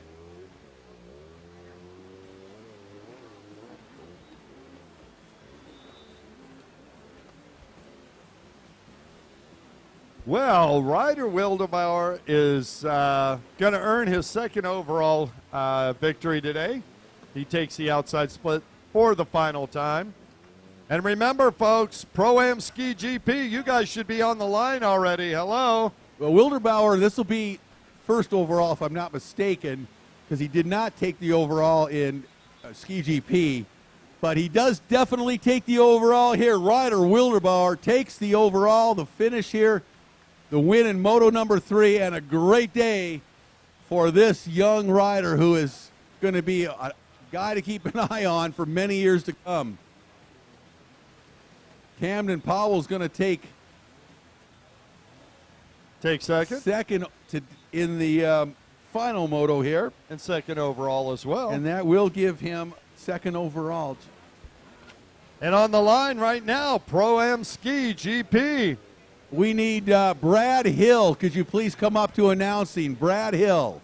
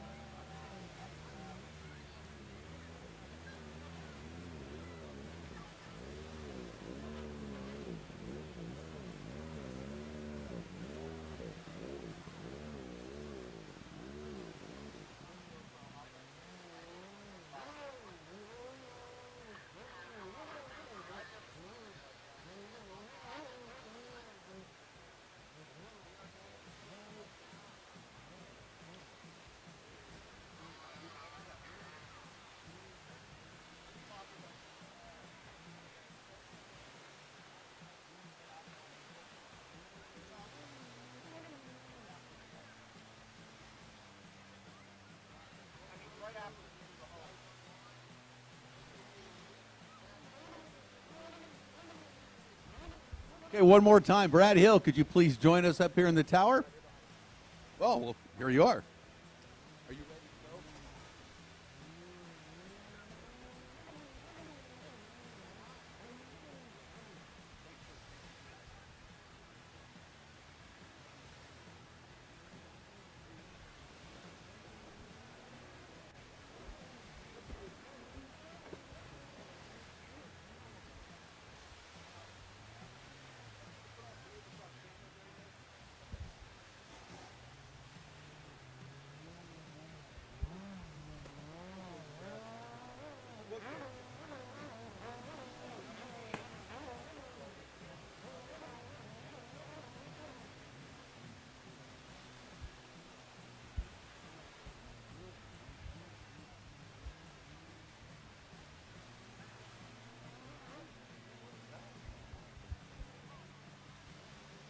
I'd be okay with dropping 20 points, but...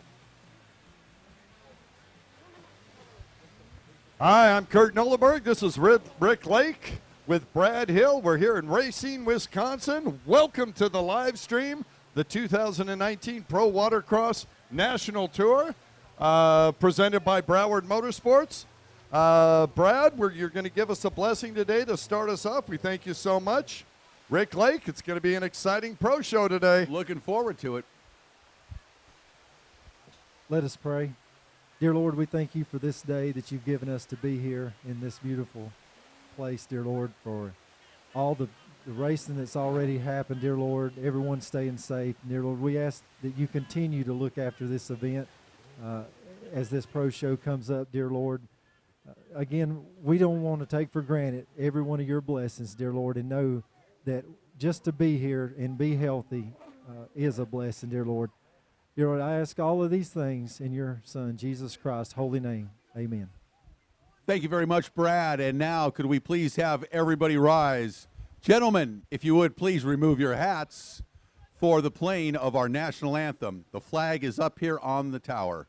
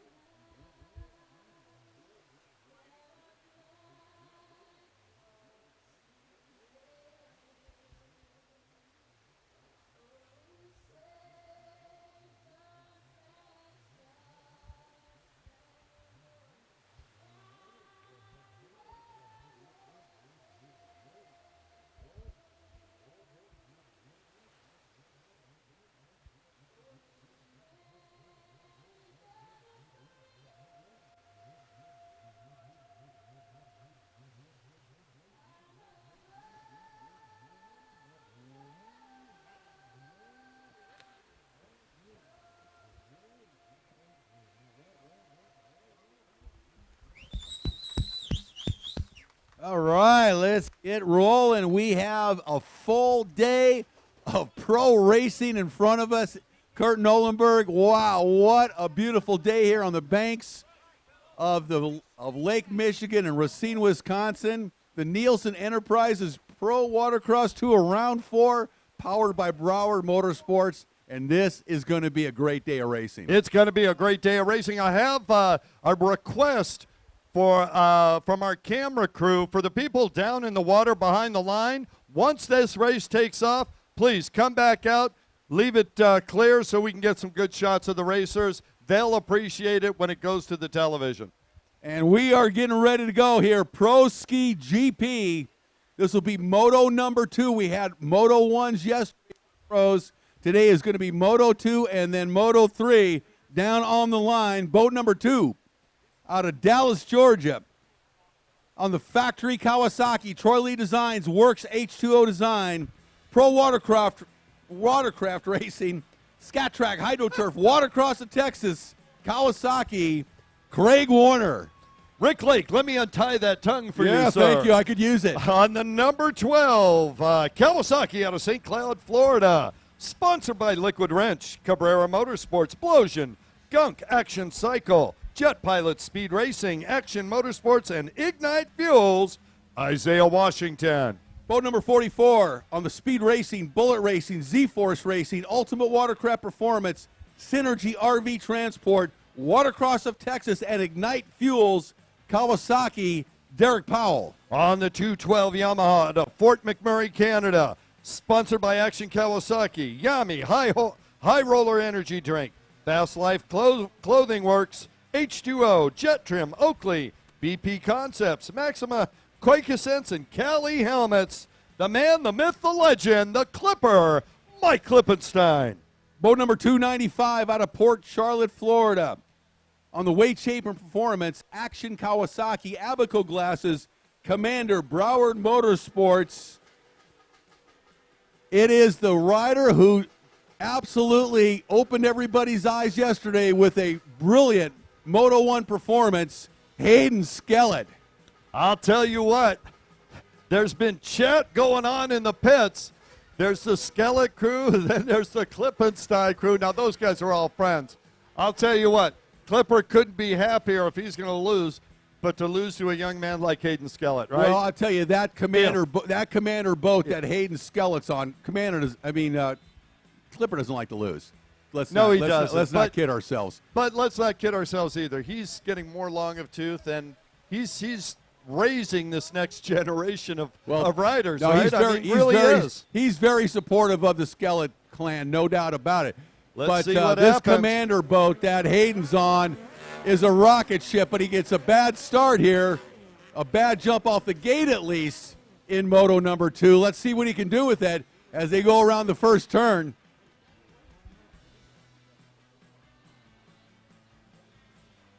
Number 12, Isaiah Washington with a great jump on the inside split. He'll take inside lead. On the outside, here comes Derek Powell. He's going to get it from the outside. Derek Powell. Oh, and right there with Warner in second, then Washington, Clipper. Wow, Derek Powell. Wow. Derek Powell, who frankly has not had a great weekend at all. And he rockets out of the gate, takes the lead early on with Craig Warner on the factory Kawasaki right behind him. This ought to be a good one.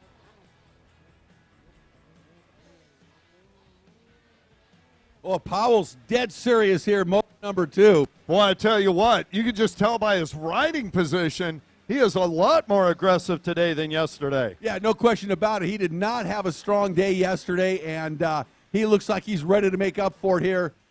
First thing, Moto number 2 in Pro-Am Ski GP. Powell out in front.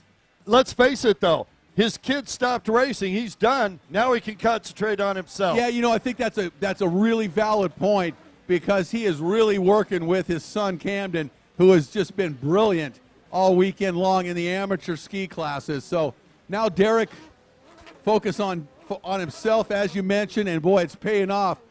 Craig Warner, boat number 2, the former Southern Californian, now residing in Dallas, Georgia, on that factory-sponsored Kawasaki, trying to track down Camden Powell, Derek Powell. Right? It's been Camden Powell all weekend long, right? It has. And you know what? Derek Powell, absolutely spectacular out there.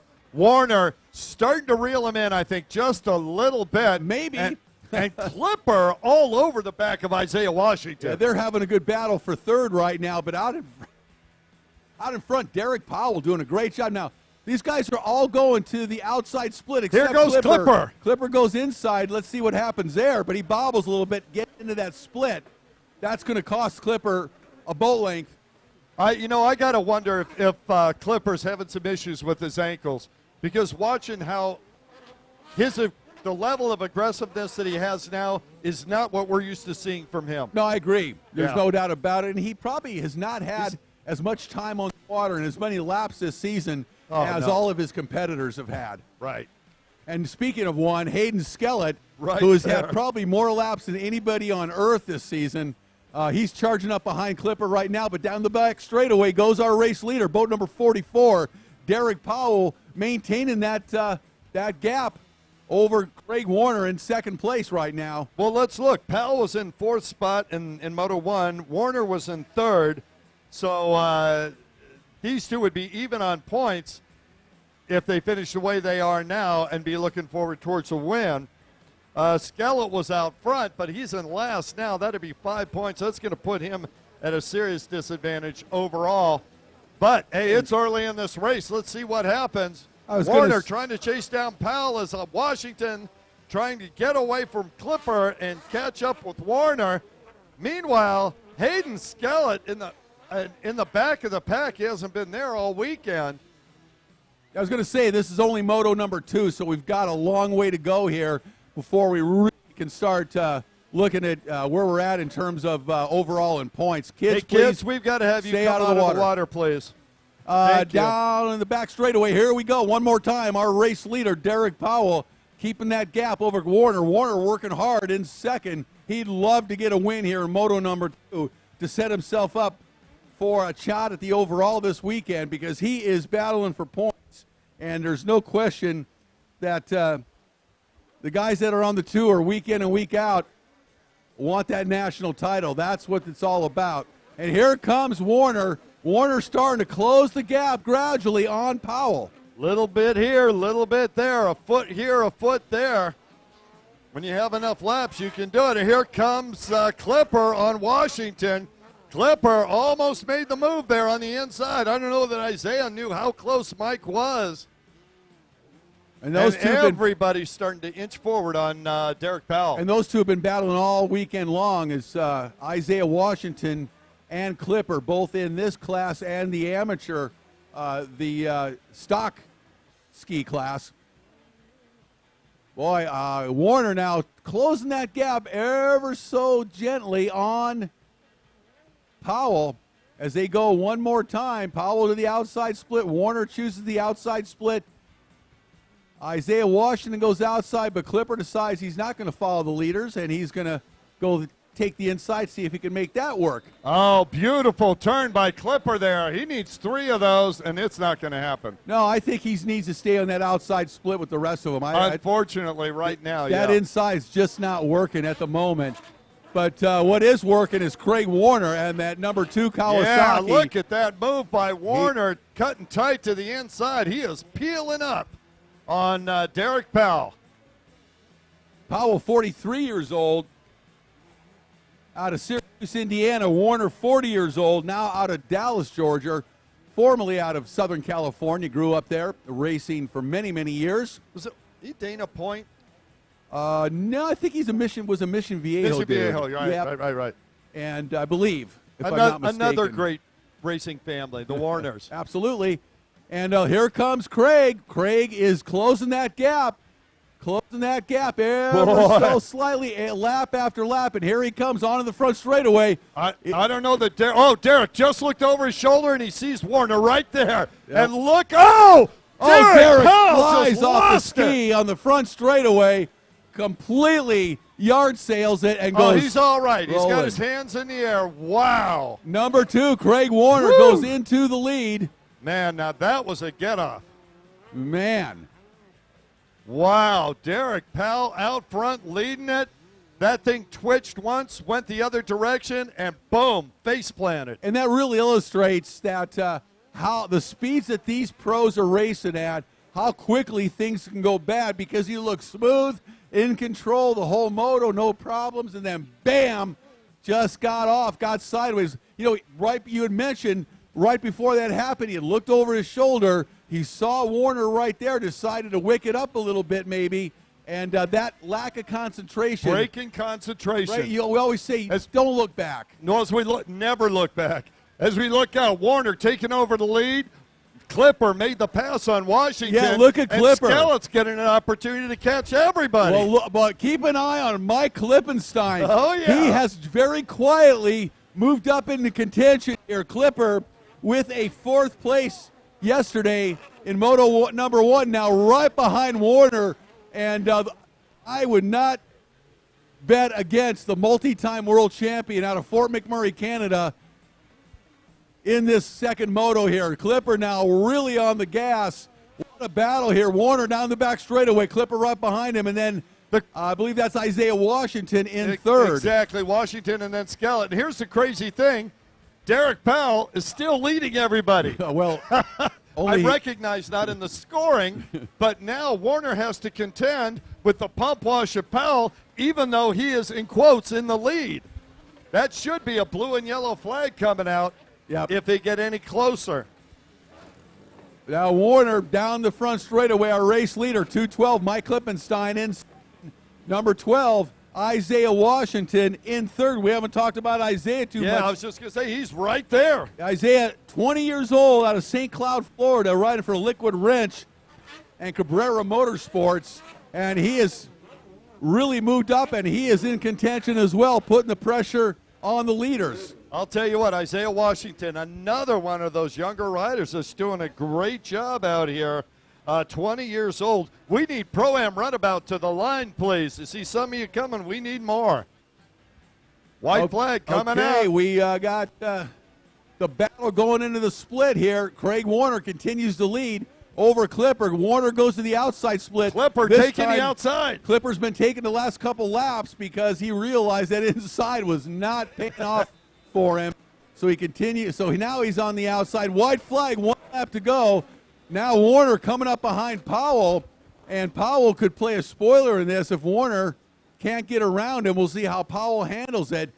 That is yet to be seen. So Derek Powell looking over and getting out of the way. He moves right over. That is sportsmanship. Great guy right there. Derek Powell, seasoned veteran, knows how to play the game, stays out of the way, and kudos to Derek Powell.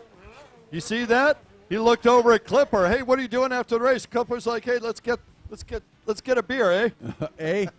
Down the back straightaway one more time. Final lap in moto number 2 here, Pro-Am Ski GP. It is Craig Warner on boat number 2 leading the Clipper bobbles right there on the 212 Kawasaki, but maintains his momentum, keeping the pressure on Warner right to the bitter end here. Warner's definitely, it's his race to win. One more buoy and down the straight.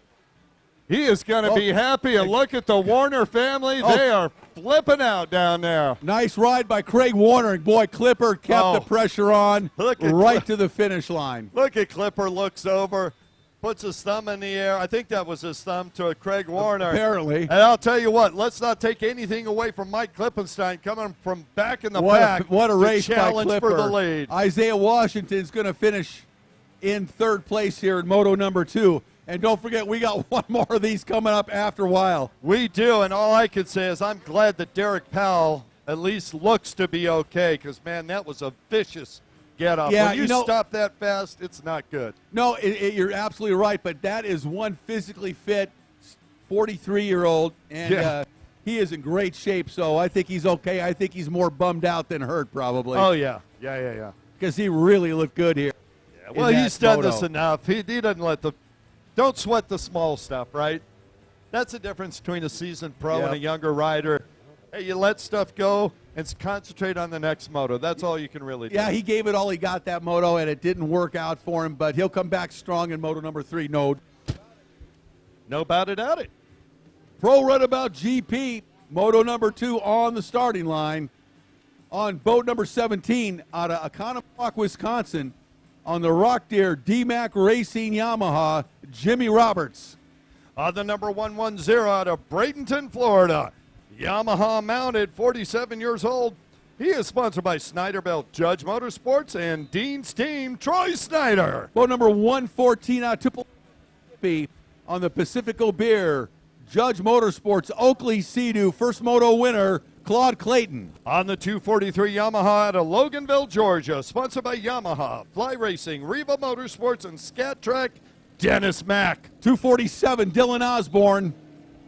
And the 502 of Brian Baldwin out of Denver, North Carolina. Watch Clayton on the inside. Claude Clayton on that Sea-Doo on the inside. Got a great jump. And the first moto winner is going to put that Sea-Doo one more time into the lead, at least on the inside split. Let's see who's on the outside Baldwin split. On the outside. Baldwin running like a wild man on the outside. Keep an eye on Brian Baldwin. Baldwin's got it. Oh, here comes Baldwin. Here comes Claude Clayton making the turn. Side by side down the front straightaway. Clayton lets off. You know what that was? That was reputation getting a boat length right there. Yeah, Clayton definitely let off on that one, and Baldwin did not hesitate and took the lead immediately. On the back straightaway goes our race leader, Brian Baldwin. Let's watch that back straightaway, though, because Claude Clayton's machine is unbelievably rapid. Yeah, that Judge Motorsports Sea-Doo is a rocket ship. Woo! He really impressed yesterday in moto number 1, taking the win. But right now, Baldwin said, I'm not going to have any of that. Let him get away like what happened yesterday. Baldwin got a bad start yesterday, had to work his way up, but he couldn't get by Clayton. Wow. I'll tell you what, watch the Sea-Doo, though, if he can keep it hooked up. Yeah, that is a real fast Sea-Doo Claude Clayton's on. That's a violent machine right there. Picked up that sponsorship by Pacifico. And a beautiful yellow Pacifico tent down there and a great pit. So that's D-Mac back in that 4th spot, I believe, on I don't know what machine. That's a new boat for him this weekend, I believe. Don't remember seeing him on that. No. It looks. I didn't know who it was yesterday at first, the first moto, but right. It's just basically a looks like a clean white hull. It looks like, or something like that. Yeah. Well, that sounds like it's got a supercharger in it as well. Oh, absolutely. This is GP. Brian Baldwin out in front on that Yamaha. Clayton in second on the Sea-Doo. And then There's Troy Snyder. He's got 3rd place on his Yamaha, then D-Mac on the Yamaha. Yeah, he got a back pocket full of D-Mac right now, I'll tell you that. Yeah, that Bo D-Mac's on sounds wicked. Pretty wicked, right? Yeah, and it's got some acceleration when he can keep it hooked up. As a matter of fact, it looks like his is hooking up better than Claude Clayton's. Both of those using a supercharger rather than a turbo. And let's see how it goes down the back straight this time between Troy Snyder and D-Mac. Our leader, Brian Baldwin, coming down the front straightaway. One more lap in command here now with a sizable lead that he's pulled over Claude Clayton. Claude on that 114 Sea-Doo. I noticed Claude was looking at his ski earlier. Yeah. He's got that big bolstered seat that some of these guys like to ride. Look at D-Mac making a move on Troy Snyder. I don't know that Troy knows how close D is. He's got to be able to hear him. He just looked over and saw him. Look, he looks again. What did we say earlier? Don't look back. Yeah, don't look back, man. Look forward. Look where you're going. Keep it going. Don't worry about what's going on behind you. Oh, D-Mac tried to make a move there, but frankly, definitely went the wrong direction. He sure did. Let's watch his back straightaway, though. This could be exciting at the end of it.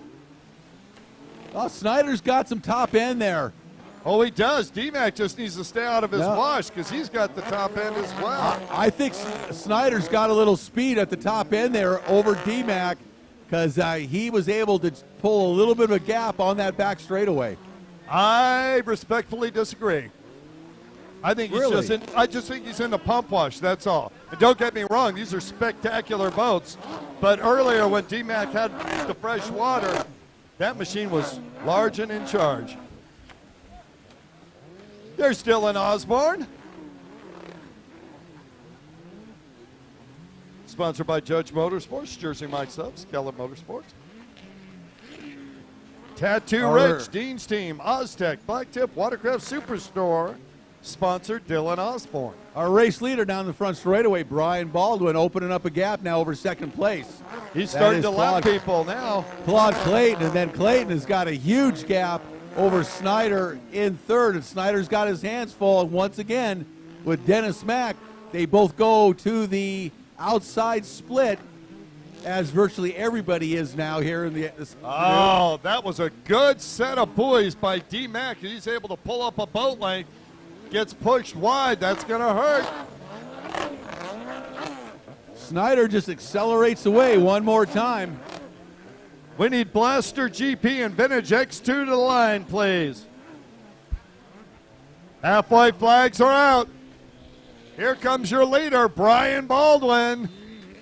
Claude Clayton moving backwards, really.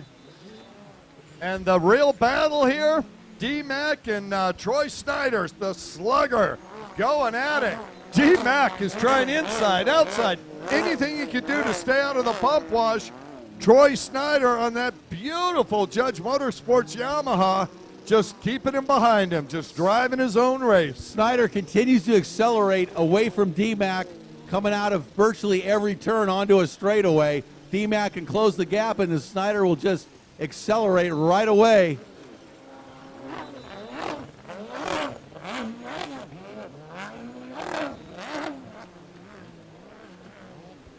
Yeah, I think that's part of the, it's a good news, bad news things with a using a supercharger rather than a turbocharger with current technology. They hit so violently that you spin the prop.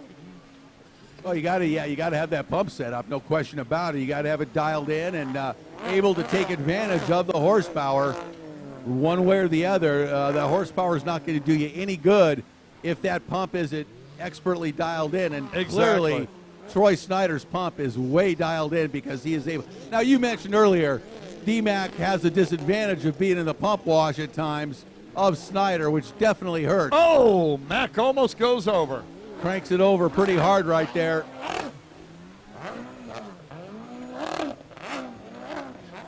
Oh, Snyder hits a buoy, goes a little wide. D-Mac cuts tight.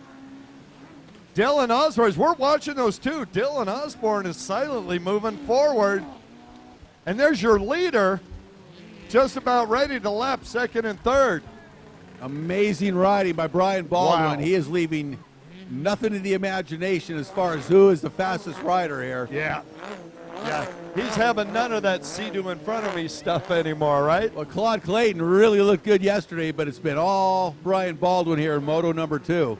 And we're not talking much about Claude just because he's riding a lonely race there in second. Yeah, he is. He's looking good. He's fast. He's looked good. And here comes D-Mac one more time, trying to close that gap on Snyder. It seems like every time he gets close, Snyder is able to accelerate away by a boat length or two. Because D-Mac's getting in his pump wash. It can't accelerate with him. Well, he needs to work on that pump setup because Brian Baldwin's coming around. Oh, yeah. And he's not having any problem with pump wash, apparently. No, Brian Baldwin's not having any problems with anything today. So, is that a pump setup difference or what is going on there? Because Baldwin's just not having a problem at all getting around people. Nope. He went around D-Mac, they separated, and he is reeling at Troy Snyder like he's standing still. I mean, all of a sudden, Snyder has just gapped D-Mac, though. Well, no, Baldwin got between them, and that was it. Yeah. Done. Duo pump wash. Oh, Snyder wicking it up a little more. He's like, Brian, you're not going to lap me. Did we get a blue and yellow flag out there? I don't think we did. Brian Baldwin now coming up to put Troy Snyder a lap down, if you can believe that. Baldwin on fire here, Moto number 2 today. Boy, I tell you what. Here comes our second place rider, number 114, Claude Clayton on the Sea-Doo down the front straightaway. Right. If you didn't know it and you just walked up, you think he was in last place. All by himself in second place right now, while fourth place is a lap down, and third place is soon to be a lap down. Maybe if Baldwin can get by Snyder, but Snyder seems to be able to. Oh, Baldwin just missed a boy. And Baldwin's going to have to go to that makeup outside of the outside back. And D-Mac got back around Baldwin when he went in the inside split. That tells us right there what the difference is in those splits. Oh, yeah. And the white flag, is out. Brian Baldwin has no business doing anything but picking up the Joker boy and collecting a first place. I think that's exactly what his plan will be. Snyder, every time somebody got near him, he was able to wick it up, and that boat of his hooks up really nicely. Yes, it does. It just hooks up. D-Mac coming back again, but every time he gets close, Snyder able to just pull the trigger a little bit more and accelerate away from D-Mac. I think D-Mac needs to work on that pump setup just a little bit and get that a little more dialed in. Or work on the start. That doesn't hurt. Doesn't hurt at all. White flag, final lap. Here comes your race winner. Your race winner, Brian Baldwin. All right, we'll watch on the far left-hand side of the course. D-Mac chasing down or trying to chase down Troy Snyder. This is not a battle. been successful yet, but boy, they are right together there. This is a battle for third place right now. Oh, and wow, D-Mac makes a mistake out there, and Snyder just accelerates away one more. Got to be really frustrating for Dennis Mack to be in that position and just not able to close the gap as Claude Clayton comes by on the Sea-Doo, taking second place behind Baldwin. He's got that second place. And it's going to be Troy Snyder And Snyder going to take third, and D-Mac going to be in fourth. What a great job by Troy Snyder to keep Dennis Mack behind him the entire race. Mack kept the pressure on. Yeah. And Snyder was up to the task. Dylan Osborne right there behind him. I'll tell you what, I cannot wait to the third and final moto in that class. We got Blaster GP Vintage X2 on the line, Rick.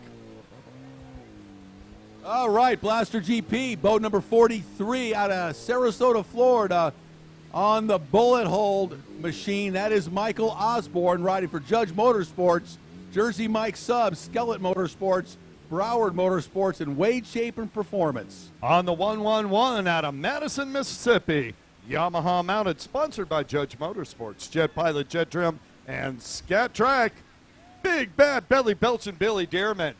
Boat number 296 out of Port Charlotte, Florida, on the Wade Chapin Performance, Action Kawasaki, Abaco Glasses, Commander, and Broward Motorsports Bullet Hold Blaster. That is Hayden Skellett.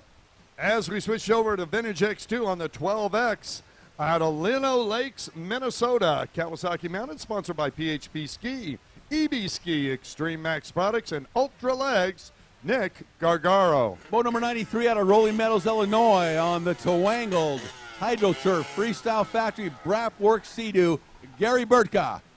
And on the 93X out of Lake Geneva, Illinois, self-sponsored Zachary Matustik. Well, it was Billy Dearman taking the win yesterday, really ran away with it.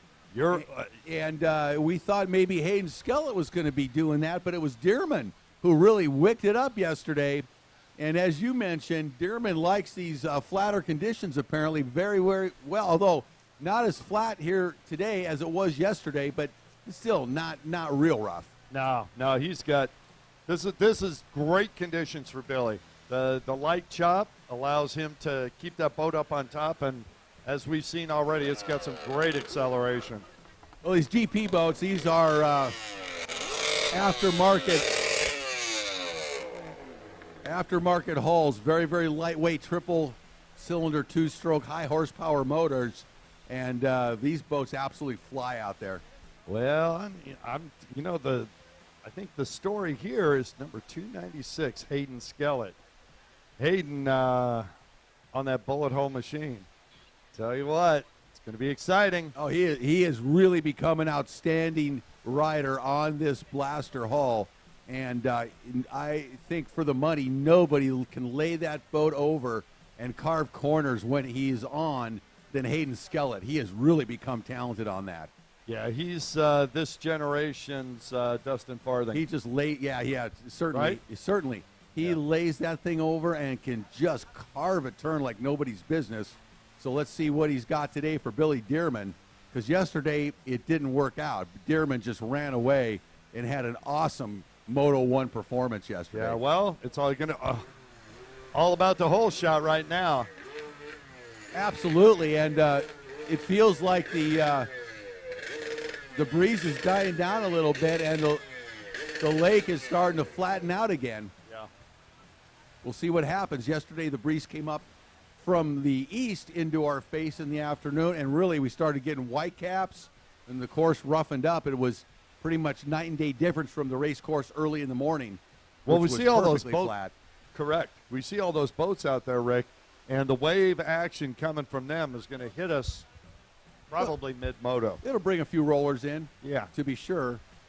But we'll wait and see if this wind picks up again, and because that definitely has an effect, a cumulative effect, as the day rolls on. Wow, solid rooster tail over on the far right.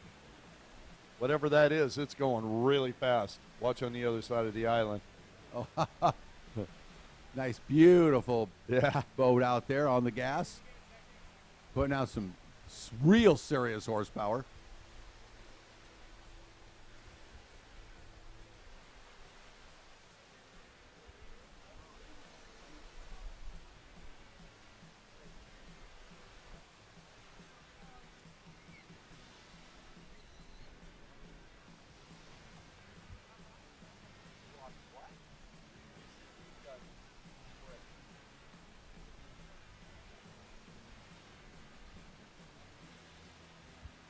As soon as we're done with our course repair, we will start race 16, Blaster GP Vintage X2 combined.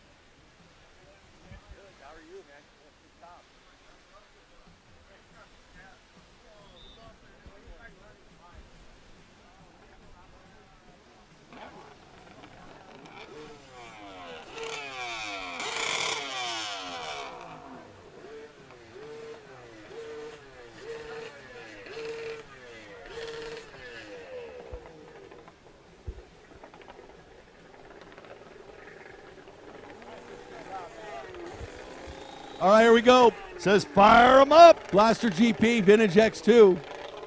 Moto number 2. Oh, so it was Dearman on that 111, the white 111, taking the win. Hayden Skellett on the 2. Oh, Dearman got it. He's gone. D-U-N done. Boy, Dearman really good on the hole shot this weekend. Boy, he was. Oh, look at Skellett sweeping the outside. Skellett on the gas next to him. Dude. See if he can do something with Dearman here early on this first lap. Boy, sure not letting him get away, is he? Oh, no, he's not going to, if he can help it. And he just cranks that blaster over and just squares off the corner, essentially, and keeps the pressure on Dearman. 43 Osborne in third right now. Right there. Oh, boy, I tell you what. And then, of course, the 12X, Nick Gargaro, he was first yesterday, and he's out in front again in that X2 class. He sure is. And Billy Dearman heading onto the back straightaway, keeping Skellett behind him. It's Dearman and Skellett running 1-2 right now down that back straightaway. Boy, Dearman's boat is fast. Whoa, man, I'll tell you what. Hayden Skellett's going to have to find something somewhere because he's not going to get him on top speed. I don't think so. Dearman's got a real rocket ship underneath of him this weekend. He looks good, but, you know, Skellett can just ride that blaster like nobody's business. Watch him. Dearman goes wide. Skellett carves it tight and just picked up a boat length just like that. Maybe 2 or 3. Here he goes. That is how much difference there is in the cornering ability of Hayden Skellett on this blaster is absolutely phenomenal. Is that Dustin Skellett? He just can lay that I'll boat tell you over. what, it's so much He is fun. amazing to watch. And you know what? Let's not take anything away from Billy Dearman. The thing is, Billy's been so good for so long. Yeah, Billy Dearman's 47 years old. Hayden Skellett's 14. Goodness and 47 gracious. is all he's admitting to. That's true. You seen that guy? That's a fact.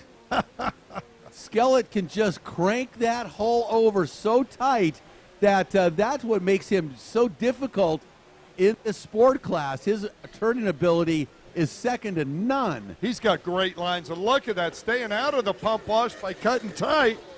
Every corner he is cutting so tight. He is riding a shorter racetrack than Dearman is. No question That's about it. the bottom line. Uh-oh, Dearman looked over, and here comes Skellett. Oh, Skellett is just making it set work. up the sweep. He's doing a good job of staying out of Dearman's pump wash as well when he can, as much as he can. Yeah. But Dearman's got a lot of motor underneath of him. Oh, yeah. You Well, know? he's got that, they both have, I believe, before I open mouth and insert foot. That Judge, Yeah. well, Dearman's got a Judge Motorsports build engine. And Hayden's with Wade Chapin Performance. Yep. Well, right now, Top tuners. Dearman's boat looks to be a little bit quicker, but Hayden Skellett's corner Boy. ability is phenomenal. Boy, he's putting the pressure on I mean, Billy. look at really. Dearman really swings putting it on wide. him. If Dearman swings wide one more time, right there, Skellett's going to be by him. He has got to He's gonna hug make the the pass inside. right here. Watch Skellett. Look at now. Skellett goes to the outside of Dearman. Now he's going to set him up, and Dearman swings a little wide. Look Right at there. Look how tight Skellett is. Skellett's amazing. Look at that turning ability. Woo-hey. Nobody can turn a blaster like Hayden Skellett. I'll tell you what. By a round of applause. Right. How by many him. Billy Dearman fans do we have down there? And how many Hayden Skellett fans do we have down there? All right. Nobody can turn a blaster like Hayden Skellett. Been watching him this season and just amazed by this kid's ability. And You know look what at- just evaporated, Rick? Yeah, the lead. Billy Dearman's opportunity to win this race. Oh, yeah. Assuming that Hayden stays on top. I of mean, the that machine, was of course. amazing. We saw it right there, lap after lap. Dearman would just be a little wider on the turn every time Skellett was tight, and every time he made up a little bit, a little boat length here, a little bit there. Finally, on that turn, we saw him set him up perfectly, and he Knew went it was around the gonna happen. outside on this turn in the front straightaway, and then dove on the inside around the right-hander back onto the back part of the course, and that was it. Well, you know what, Rick, is I'm reliving that moment in my mind as we look over here. I'm wondering if that's the difference in that hull. He cannot keep it as tight as Hayden can. The difference between the two blasters. I don't know what Billy Dearman's hull is. I don't know if it's a stock hull or I'm assuming it's an aftermarket hull, but I don't know that. No. So I do know we know Hayden is on a bullet hull, and if Dearman is on a stock hull, then yeah, maybe that is the difference. You might be right there. But you still have to ride it. Oh, and man. Skellett is just dialed in right now like I've never seen somebody on a blaster, at least in a lot of years. And this kid is on fire. He really is. And I think he could beat anybody anywhere in the world right now, including Tommy Bonacci. I know, it is a crazy Tommy. Still fast on a blaster. Oh, Tommy's phenomenal. Ridiculous. Tommy's almost impossible to beat on a blaster. And I think Hayden could give him a run for the money, no doubt about it. I mean, Billy. All right, thank you, Cliff Roy. Good knowledge. Both on Judge Motorsports motors, and Billy's on a Whammer hull. So Billy's on the Whammer hull, Hayden on the bullet hull. But I think it's Hayden. I got to say it's his ability, his size. He is so compact. He's lean. He's light. He's 14 years old, and he's just coming into his own and getting faster. And Billy Dearman must be thinking, what the hell do I got to do to beat this guy? Well, he can't get any younger. That's the problem, and really, I think that's it. I'm gonna take you down and introduce you to Hayden Skellett at the end of this moto, Rick. Thanks. You're a fanboy, no doubt. Oh, I think he's amazing. I think we are all fans of Hayden Skellett right now. I mean, it's just a matter of watching the young man ride. We've seen him out here the last few years, and he's gotten better and better and better. I mean, he's racing against, very, very experienced older adults in these races and just laying waste to every one of them. Man, I'll tell you what, Skellett is really keeping that boat hooked up and just doing a phenomenal job of line selection. He's setting up for the buoys in just the right place to minimize the amount of distance around the track, and now he's into lap traffic. This might be the only opportunity Billy has, is if Hayden makes a mistake in some of this lap traffic. Yeah, he's got no opportunity. Right there. I'm just going to we'll stay with that. And, I mean, he is It's gapped been him. 2 laps. He's got a half a lap on him now. Already, yeah. And nobody's slowing this young man down. And, again, you watch him lay that blaster over against these buoys. He reminds me of Jeff Jacobs back in the day in slalom, where, his head was against the buoy. He was so tight to it. And, that's impossible to beat when you're able to turn and carve turns that well.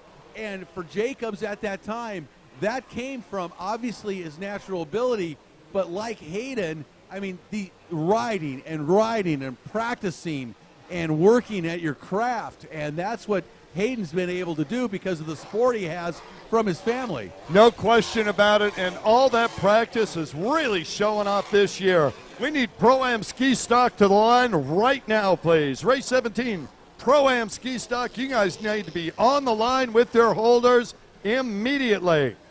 Yeah, when you have that level of support that these young riders do from their families, and make no mistake, every one of these young riders that we see developing into top racers all have tremendous family support behind them because it allows them basically to put the time on the water. Jeff Jacobs, there you go. That was a family effort. His mom was a top racer. His brother Mike was a great racer, and he was obviously the best of the best. And his dad was a brilliant businessman and tactician. Lawyer. And the team was unbeatable. Of course, the PJS boats that he rode didn't hurt. White flag out, 1 lap to go for young Skellett, 14 years old, out of Port Charlotte, Florida, riding on a Tim Judge-tuned bullet hole blaster. Looks like Michael Osborne suffered a little bit out there in the engine department. Yeah. And he's down some power with some really ugly noises emanating from that bullet. Not a good sound. And here comes second place now. Billy Dearman's just like, wow. Hey, we've been talking about it. What we haven't talked about is Nick Gargaro. Oh, man. He has been out front, all weekend long. Here he is out front again. And I'll tell you what, he is magic on that X2 out there. Well, when you're from a place called Lino Lakes, Minnesota, the land of 10,000 lakes, where there actually is 15,000 lakes, you get a lot of time on the water, at least in the summer. And that's the home of the 12-pound mosquito, too. It is indeed. Dude. Checkered flag comes out. Let's hear it. Put your hands together. What a performance by Hayden Skellett. Wow. Great job, Hayden. Well done, young man. That was some great racing we saw early in this moto with Hayden tracking down Billy Dearman. That was great racing. That's as good as it gets. That's what makes this sport so awesome when you see battles like that take place. I'll tell you what, and Billy Dearman, nothing to sneeze at either. He kept literally the fastest GP. Billy Dearman is a phenomenal rider. Yeah, no question, and has been for decades. And he's got to just be shaking his head going, geez, man, why'd they let these kids race? Right? New rule, nobody under 40. Who let these kids out? All right, up next, Pro-Am Ski Stock, race 17. On the number 10 machine out of Duluth, Minnesota. He's on the Yamaha, 34 years old, sponsored by Mr. Smokespar, LePage Dirtworks, and VP Fuels, Bobby LePage. Boat number 11 out of Iron River, Wisconsin, on the LePage Dirtworks, Smokespar Yamaha, Dane Olson. On the number 102 Yamaha out of Milwaukee, Wisconsin, sponsored by Works Plumbing, 39 years young, Justin Trader. Boat number 296 out of Port Charlotte, Florida, on the Wade Chapin Performance, Action Kawasaki, Abaco Glasses, Commander, and Broward Motorsports Yamaha, Hayden Skellett.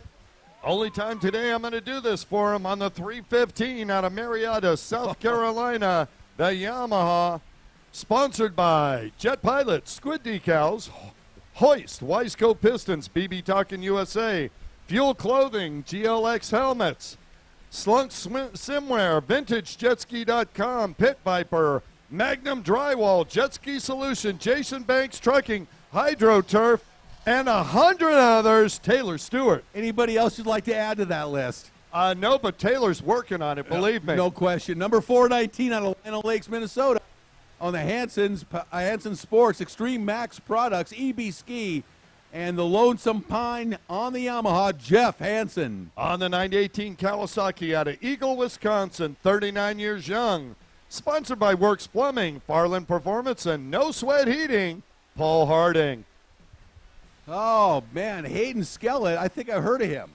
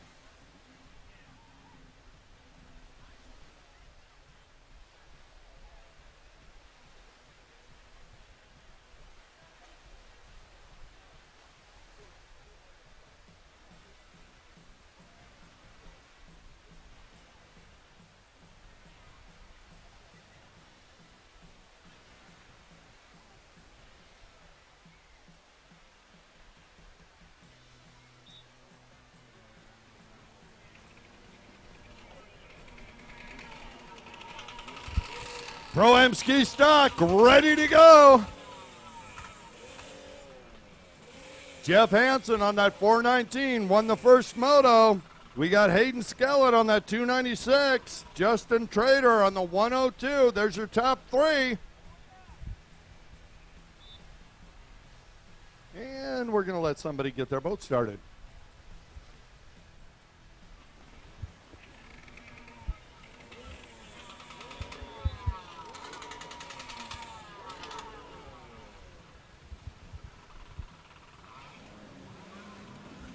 Well, Taylor Stewart got a nice jump out of the gate, but Hayden Skellett going to pull it from the middle. Watch this. It looks like it.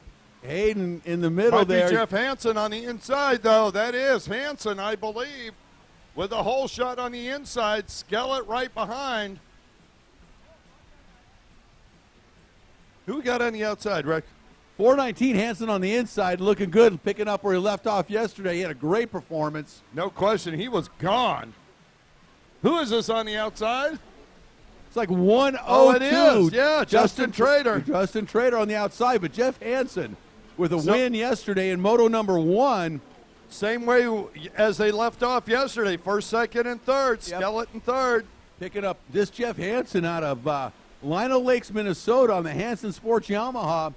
Took the win in Moto number 1. He's out in front. This guy can ride, huh? Oh, no question about it. Tell you what, he likes that boat he's on and works well with it as they get onto the back straightaway. Oh, no. Yeah, Justin Trader just went down. That puts Skellett in second position. And look at the lead that Hansen has already on that Yamaha. This is Pro-Am ski stock. Yeah, this is deja vu all over again. Boy, this was just like yesterday. He is really flying on that stock Yamaha. He took off, got a great lead, protected it the rest of the race. Although he didn't have Skellett this close. Let's see what happens. See if Hayden can rally one more time here in a different hole. I wouldn't bet against him from what I've seen. Right, exactly. I'm already tired just thinking about going to the line in another race. Man. And he's going to vie for the lead here.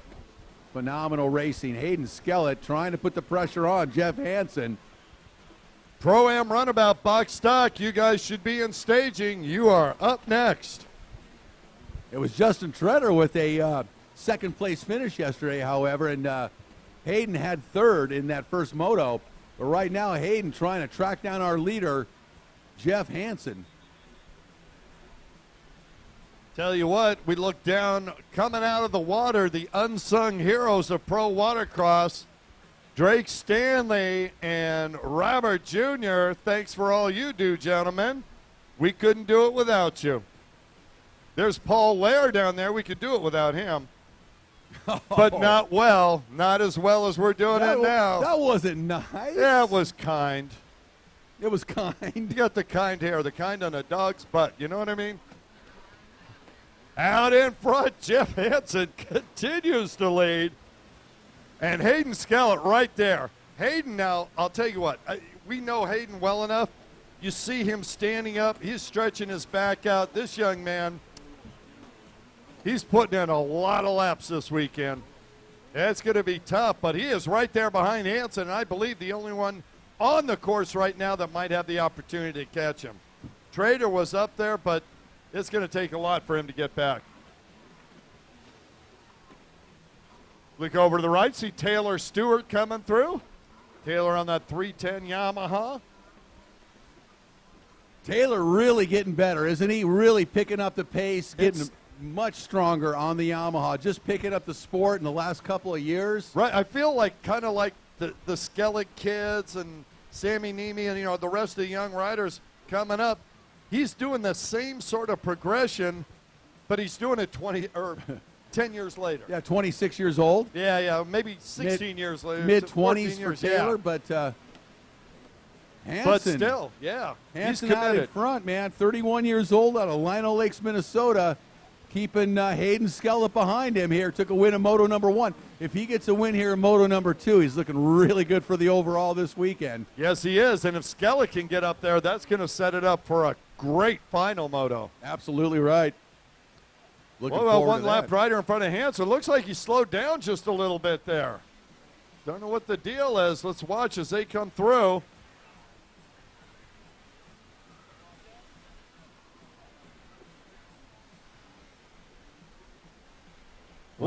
Oh, get some air there at the end of the back straightaway. Hansen throwing it into the left-hander, or the right-hander, and diving to the outside. Oh, he goes down momentarily. That allows Hayden Skellett to pick up a couple of boat lengths that quickly. Hansen's going to have the pressure on him here in a couple of minutes. And a left rider in front of him that could seriously. Oh, and he goes down again, and here comes Skellett. Oh, Hansen went down twice in that split now. Oh, and Skellett goes down. Man. Gets a face full of pump wash. Starting to roughen up just a little bit out here. Lake Michigan, and Skellett goes down again. He might be getting a little tired. Man, I'm tired for him, believe me. I know it. He's like, been on that water a lot today. One more time, yeah. Yeah, he is starting to wear down maybe just a little bit here, it looks like. I'd tell that kid, take a nap, just come back out for that blaster class later. Well, yeah, exactly. Yeah, you got that right. In that, and he's also racing in the GP class. Right. Okay, Pro-Am runabout box stock. You guys should be headed to the line. Thank you, Mr. Osborne. Already on your way.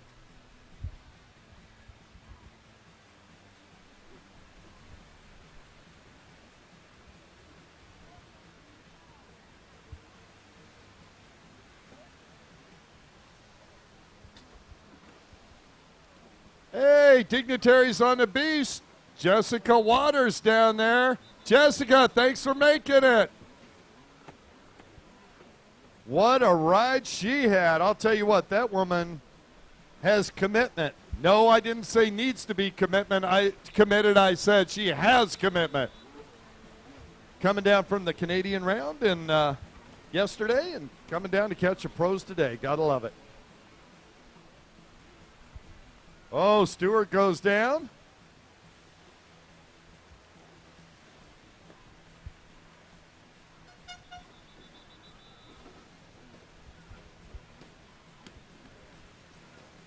Jeff Hansen now all by himself. Commanding lead. First moto winner yesterday. He's going to, on his way at least, to putting another win. Yeah, you said that out loud. I'm hearing that tune in my head all by myself. Jeff Hansen says, I want to be out front, and that's a nice place to be all by myself. That's a nice place to be where he's at right now in a race. Well, he certainly earned it. It's a good feeling out in front with nobody even close in second. Well, let's see. This is second place coming at us, I do believe. And that's a 9:18 of Paul Harding. With Taylor Skellett back, I believe, a lap down. And is that the 102 of Justin Treader there? Well, white on white numbers, maybe? Since there's no number on that hood, it's kind of hard to tell. I think it's white on white. No, there's Treader right here with the 102. That's right. My bad. He's identifiable. And Hayden Skellett back up and running. I didn't say certifiable. I said identifiable. Potatoes. Well, it's the runabout racers that are certifiable. Oh, yeah. That's a different world.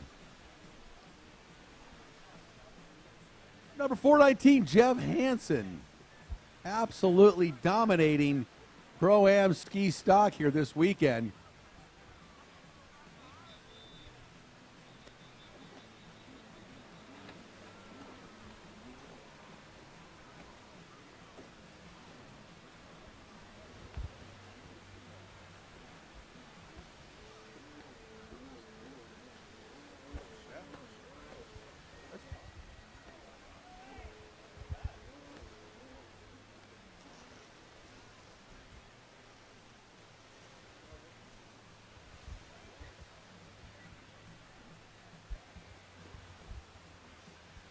Jeff Hansen continues to lead. And look at the battle over here. Hayden Skellett cutting through traffic, trying to catch back up and get by Justin Treader. Oh, and as I say it, Hayden gets down into the tray, stands up, kind of shakes it off. That's got to be one tired young Skellett right there.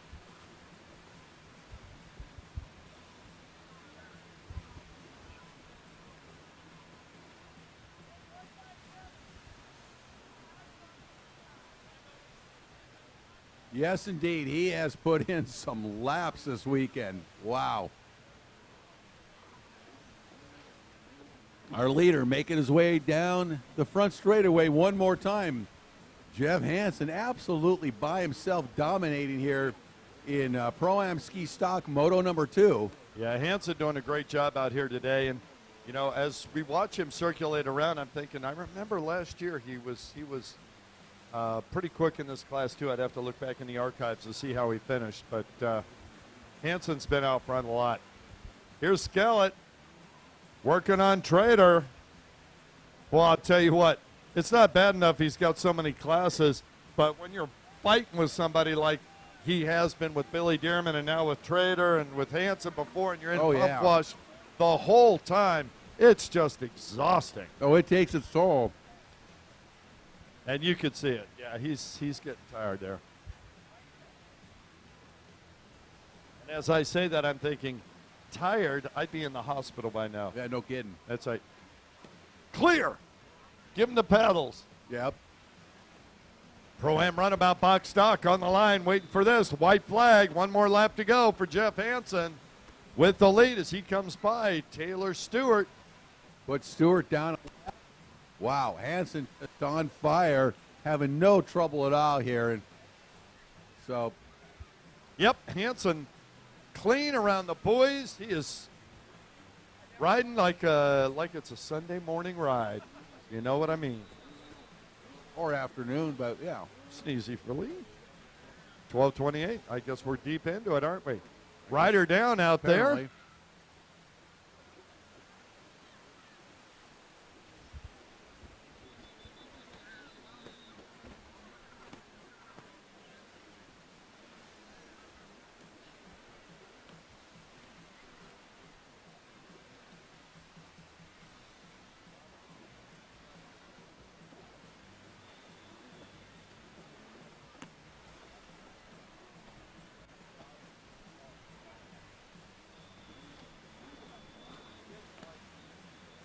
Checkered flag comes out.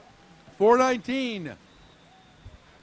Jeff Hansen out of Lino Lakes, Minnesota on the Hansen Sports Extreme Match Products Yamaha takes the win here in Pro-Am Ski Stock. 1 for 1. 2 for 2, I should say. 2 motos, 2 wins, 1 more to go for Hansen. Yep.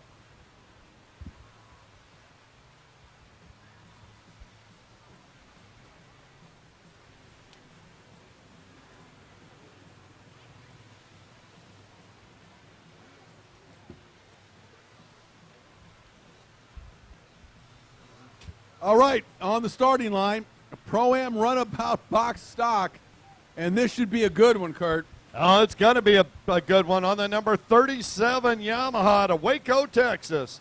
Sponsored by Dean's Team, Jet Pilot, Watercross of Texas, Jet Trim, and Lowry Floors, and his girl, Basie, Tim Miller. Number 43 out of Villa Park, Illinois. On the, well, it says unknown, so I'm not sure what that actually is. Cornelius Zaskalis. I'm glad you got him today. On the number 110 out of Bradenton, Florida.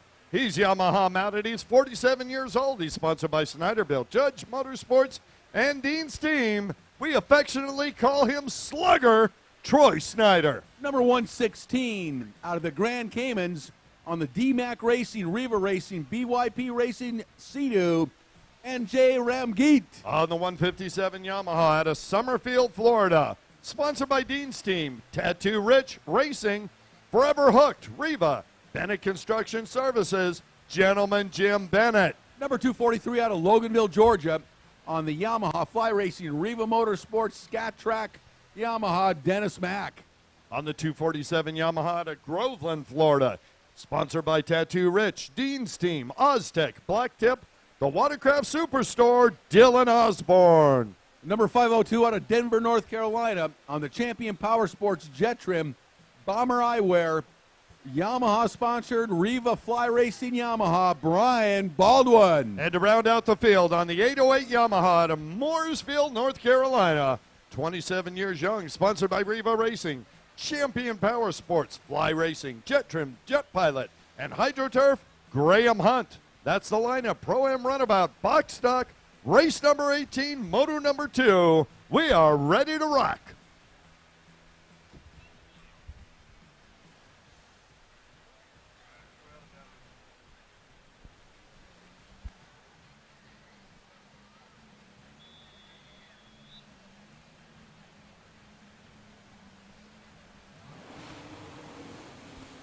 All right, band snaps. Here we go into the first turn. Oh, Brian Baldwin immediately with the hole shot. Just rockets out of the gate into the first turn.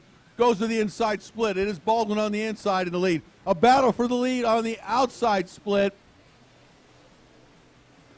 Looks like Tim Miller is going to take it. Here he comes, Baldwin and Miller. Oh, and Baldwin just slams the door shut on Miller. Miller wisely decides to try another tactic to get around Baldwin. Good luck with that, Tim.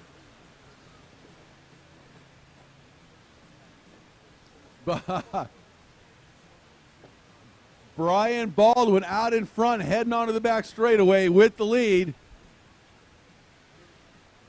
That'll be Tim Miller in second position, Troy Snyder in third, and then a lot of spray out there on that back straightaway as these riders battle for position here early on in this Pro Runabout Box Stock Moto number 2 affair. Brian Baldwin taking the lead, number 502 down the front straightaway goes Baldwin. Tim Miller. Miller out of Waco, Texas in second. Number 110 out of Bradenton, Florida. Troy Snyder in third. Looks like D-Mac. Dennis Mack, 243 out of Georgia, in fourth behind Snyder. And him and Snyder have been battling all day, it seems like. But down the back straightaway, one more lap. Brian Baldwin takes the lead. Miller in second.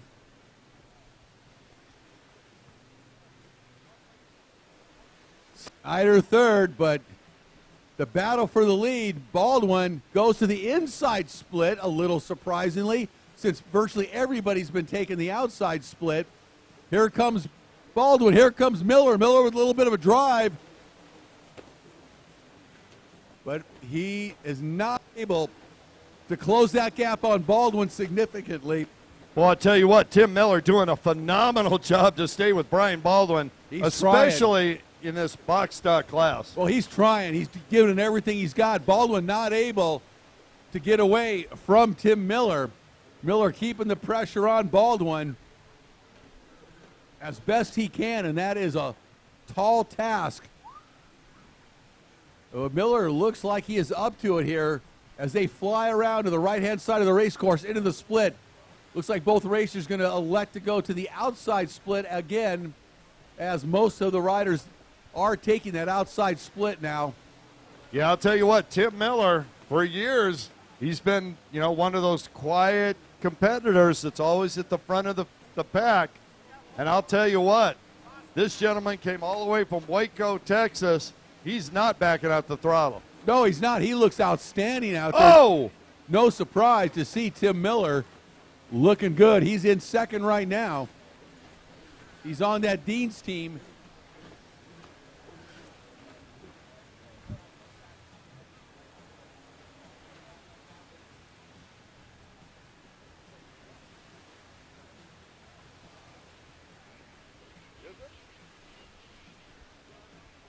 Wow, I'll tell you what, Dennis Mack came across over here. His boat went sideways. It planted solid. He almost came off and bounced back, rolled into it, hit the throttle like it was nothing. What a great move by Dennis Mack. And look at that. Tim Miller just looked over his shoulder. He's looking back again. I wonder if they have some sort of, I don't see any flags out there. Well, Miller, I'm not sure what he was looking at. I did see him look over his shoulder, look back there, but he needs to focus on Baldwin in front of him perhaps and see if he's got anything for him. But Baldwin now starting a gap, second place Tim Miller, as he has a commanding lead here in Pro-Am Runabout Box Stock Moto number 2. It's all Brian Baldwin. Baldwin made a mistake on the outside split. Yeah, he did. Allows Miller to close that gap just a little bit, but not enough to really have much of an impact on the race at this point. Miller in second as Baldwin comes down the front straightaway with the lead. Here comes Tim Miller out of Waco, Texas, in second behind. Oh, no, Troy Brian Snyder. Baldwin. Snyder didn't go around the buoys. Snyder got his hand up.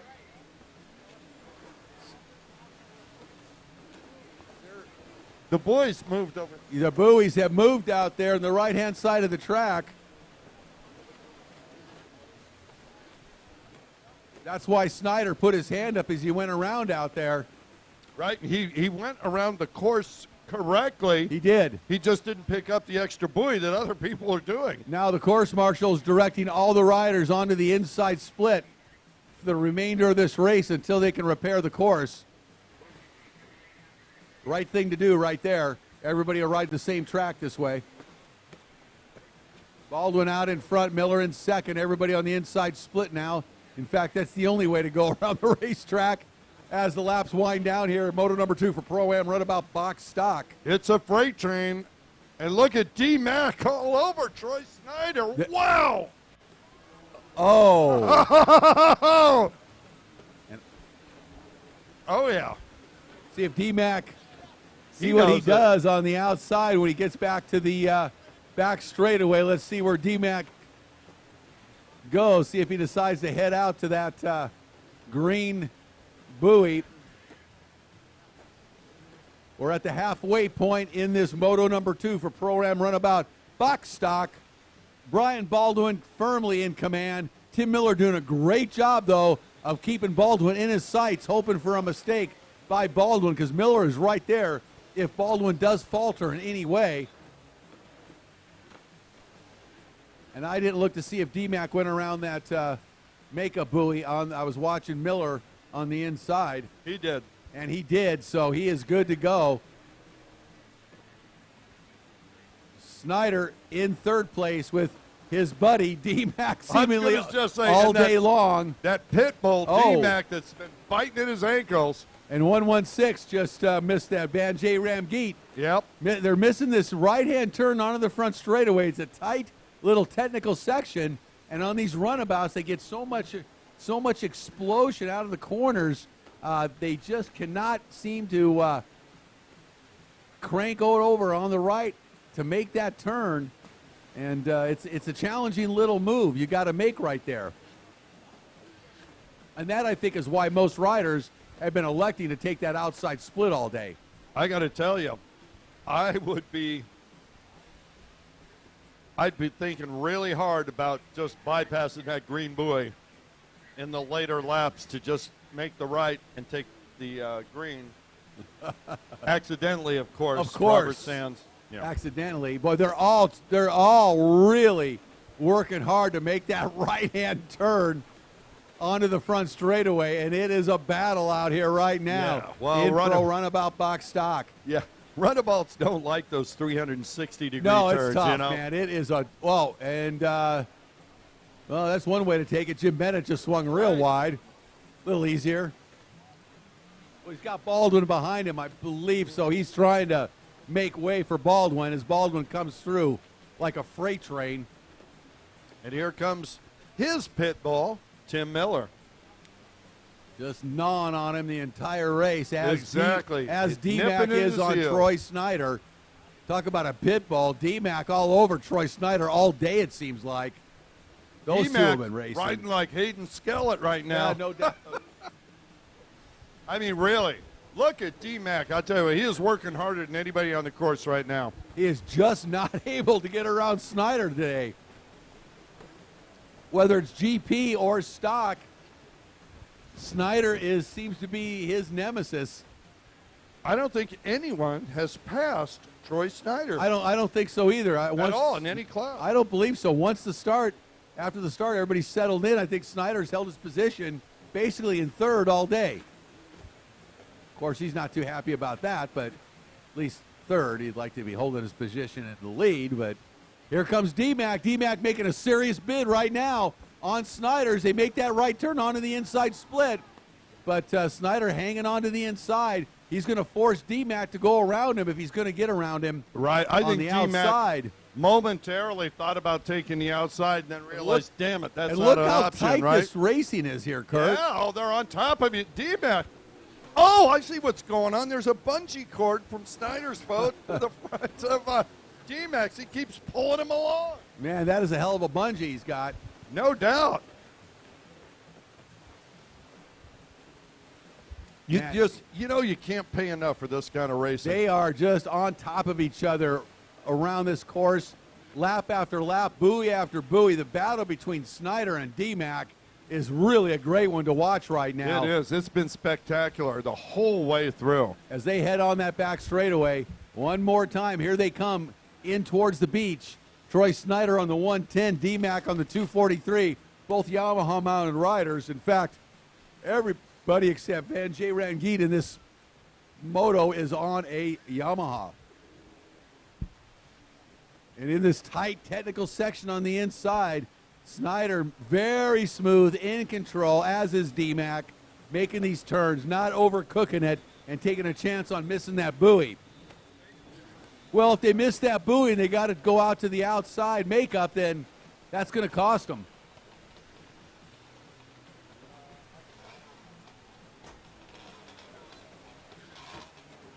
Okay. All right, the laps are winding down here. White flag out. Final lap for our race leader, Brian Baldwin.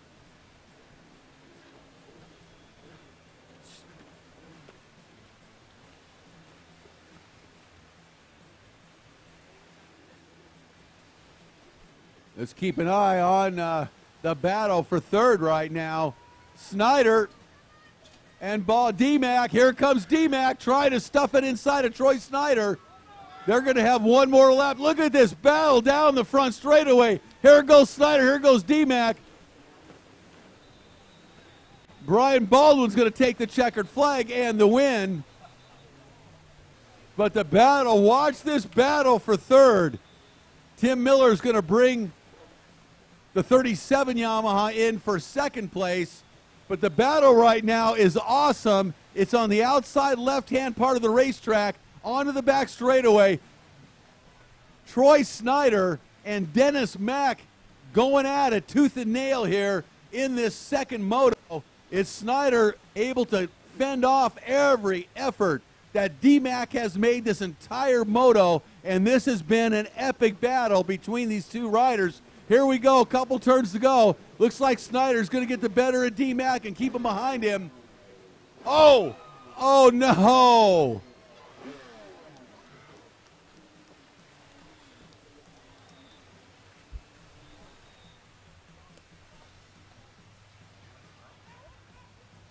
And I will say that Snyder missed that buoy. That's going to give third overall in this moto to Dennis Mack. That's per the race director. Wow.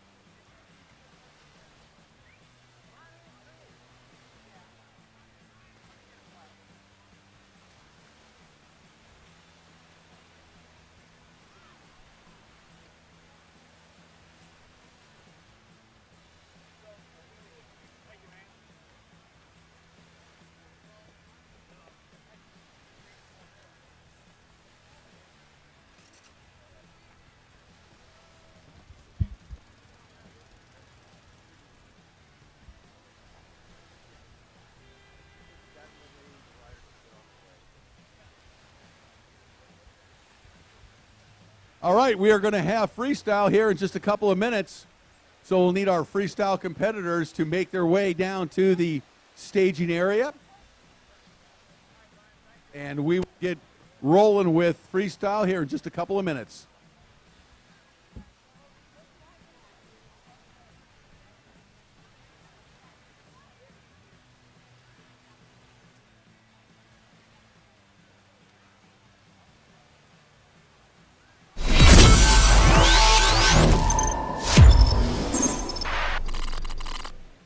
Since 1969, Nielsen Enterprises has provided a ride for every rider. Motorcycles, snowmobiles, jet boats, personal watercraft, ATVs, side-by-sides, and more. Nielsen's carries all the major brands. Visit us at our 2 locations in Lake Villa, Illinois, or shop with us 24 hours a day at nielsens.com. Road, water, dirt, or snow, Nielsen Enterprises has a ride for every rider.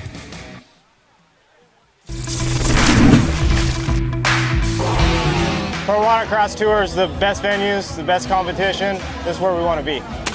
Pro Watercross is the tour to be part of. It goes from rough water conditions like this to flat water lakes all over the country. It is the complete tour. Get ready for some more high-speed action. Are you ready to gear up and hit the waves with a handful of throttle for the next round in Racine, Wisconsin? This is the Pro Watercross National Tour, powered by Broward Motorsports. I love my job. My job's the best job in Racine County, absolutely. I get to establish relationships with people who live in Racine County, and I get to bring fun events to everybody, every day. People here love showing up. Tourism is a big deal. I don't think that a lot of people understand that even a county like Racine, which is not Chicago and it's not Milwaukee, but we have attractions. And it doesn't have to be a festival. It could be shows, music, art, food that we have every single day that becomes normal. And we don't want it to be normal. We want it to be exciting and new and fresh. There are the big draws here that get a lot of the promotion.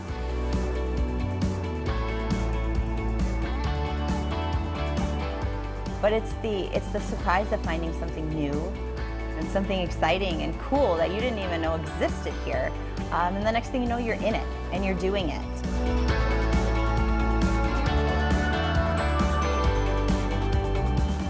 It's really easy to get sidetracked here.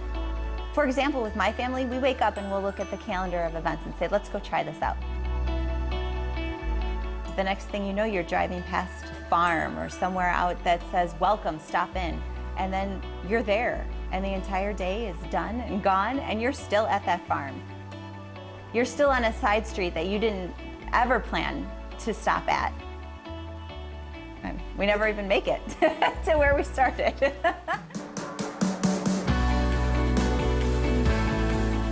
Even if my job wasn't to promote what's special and cool in Racine County, I'd still be out there doing all of these things that I do.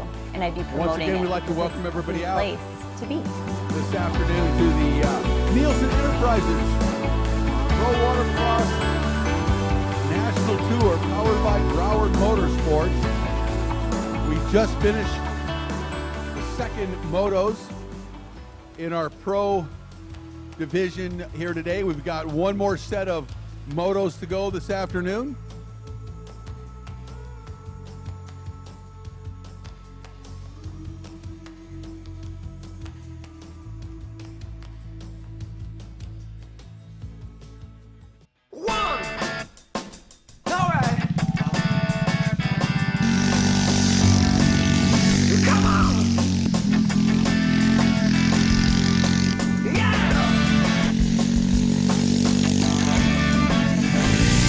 Here we go!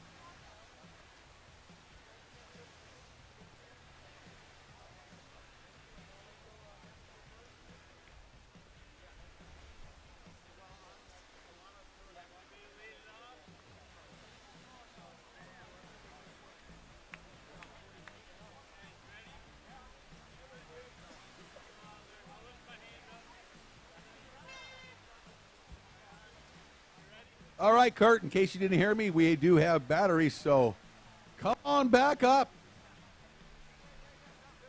We're just getting ready to go with a little freestyle action. We've got 6 freestyle competitors here today, 3 in the amateur division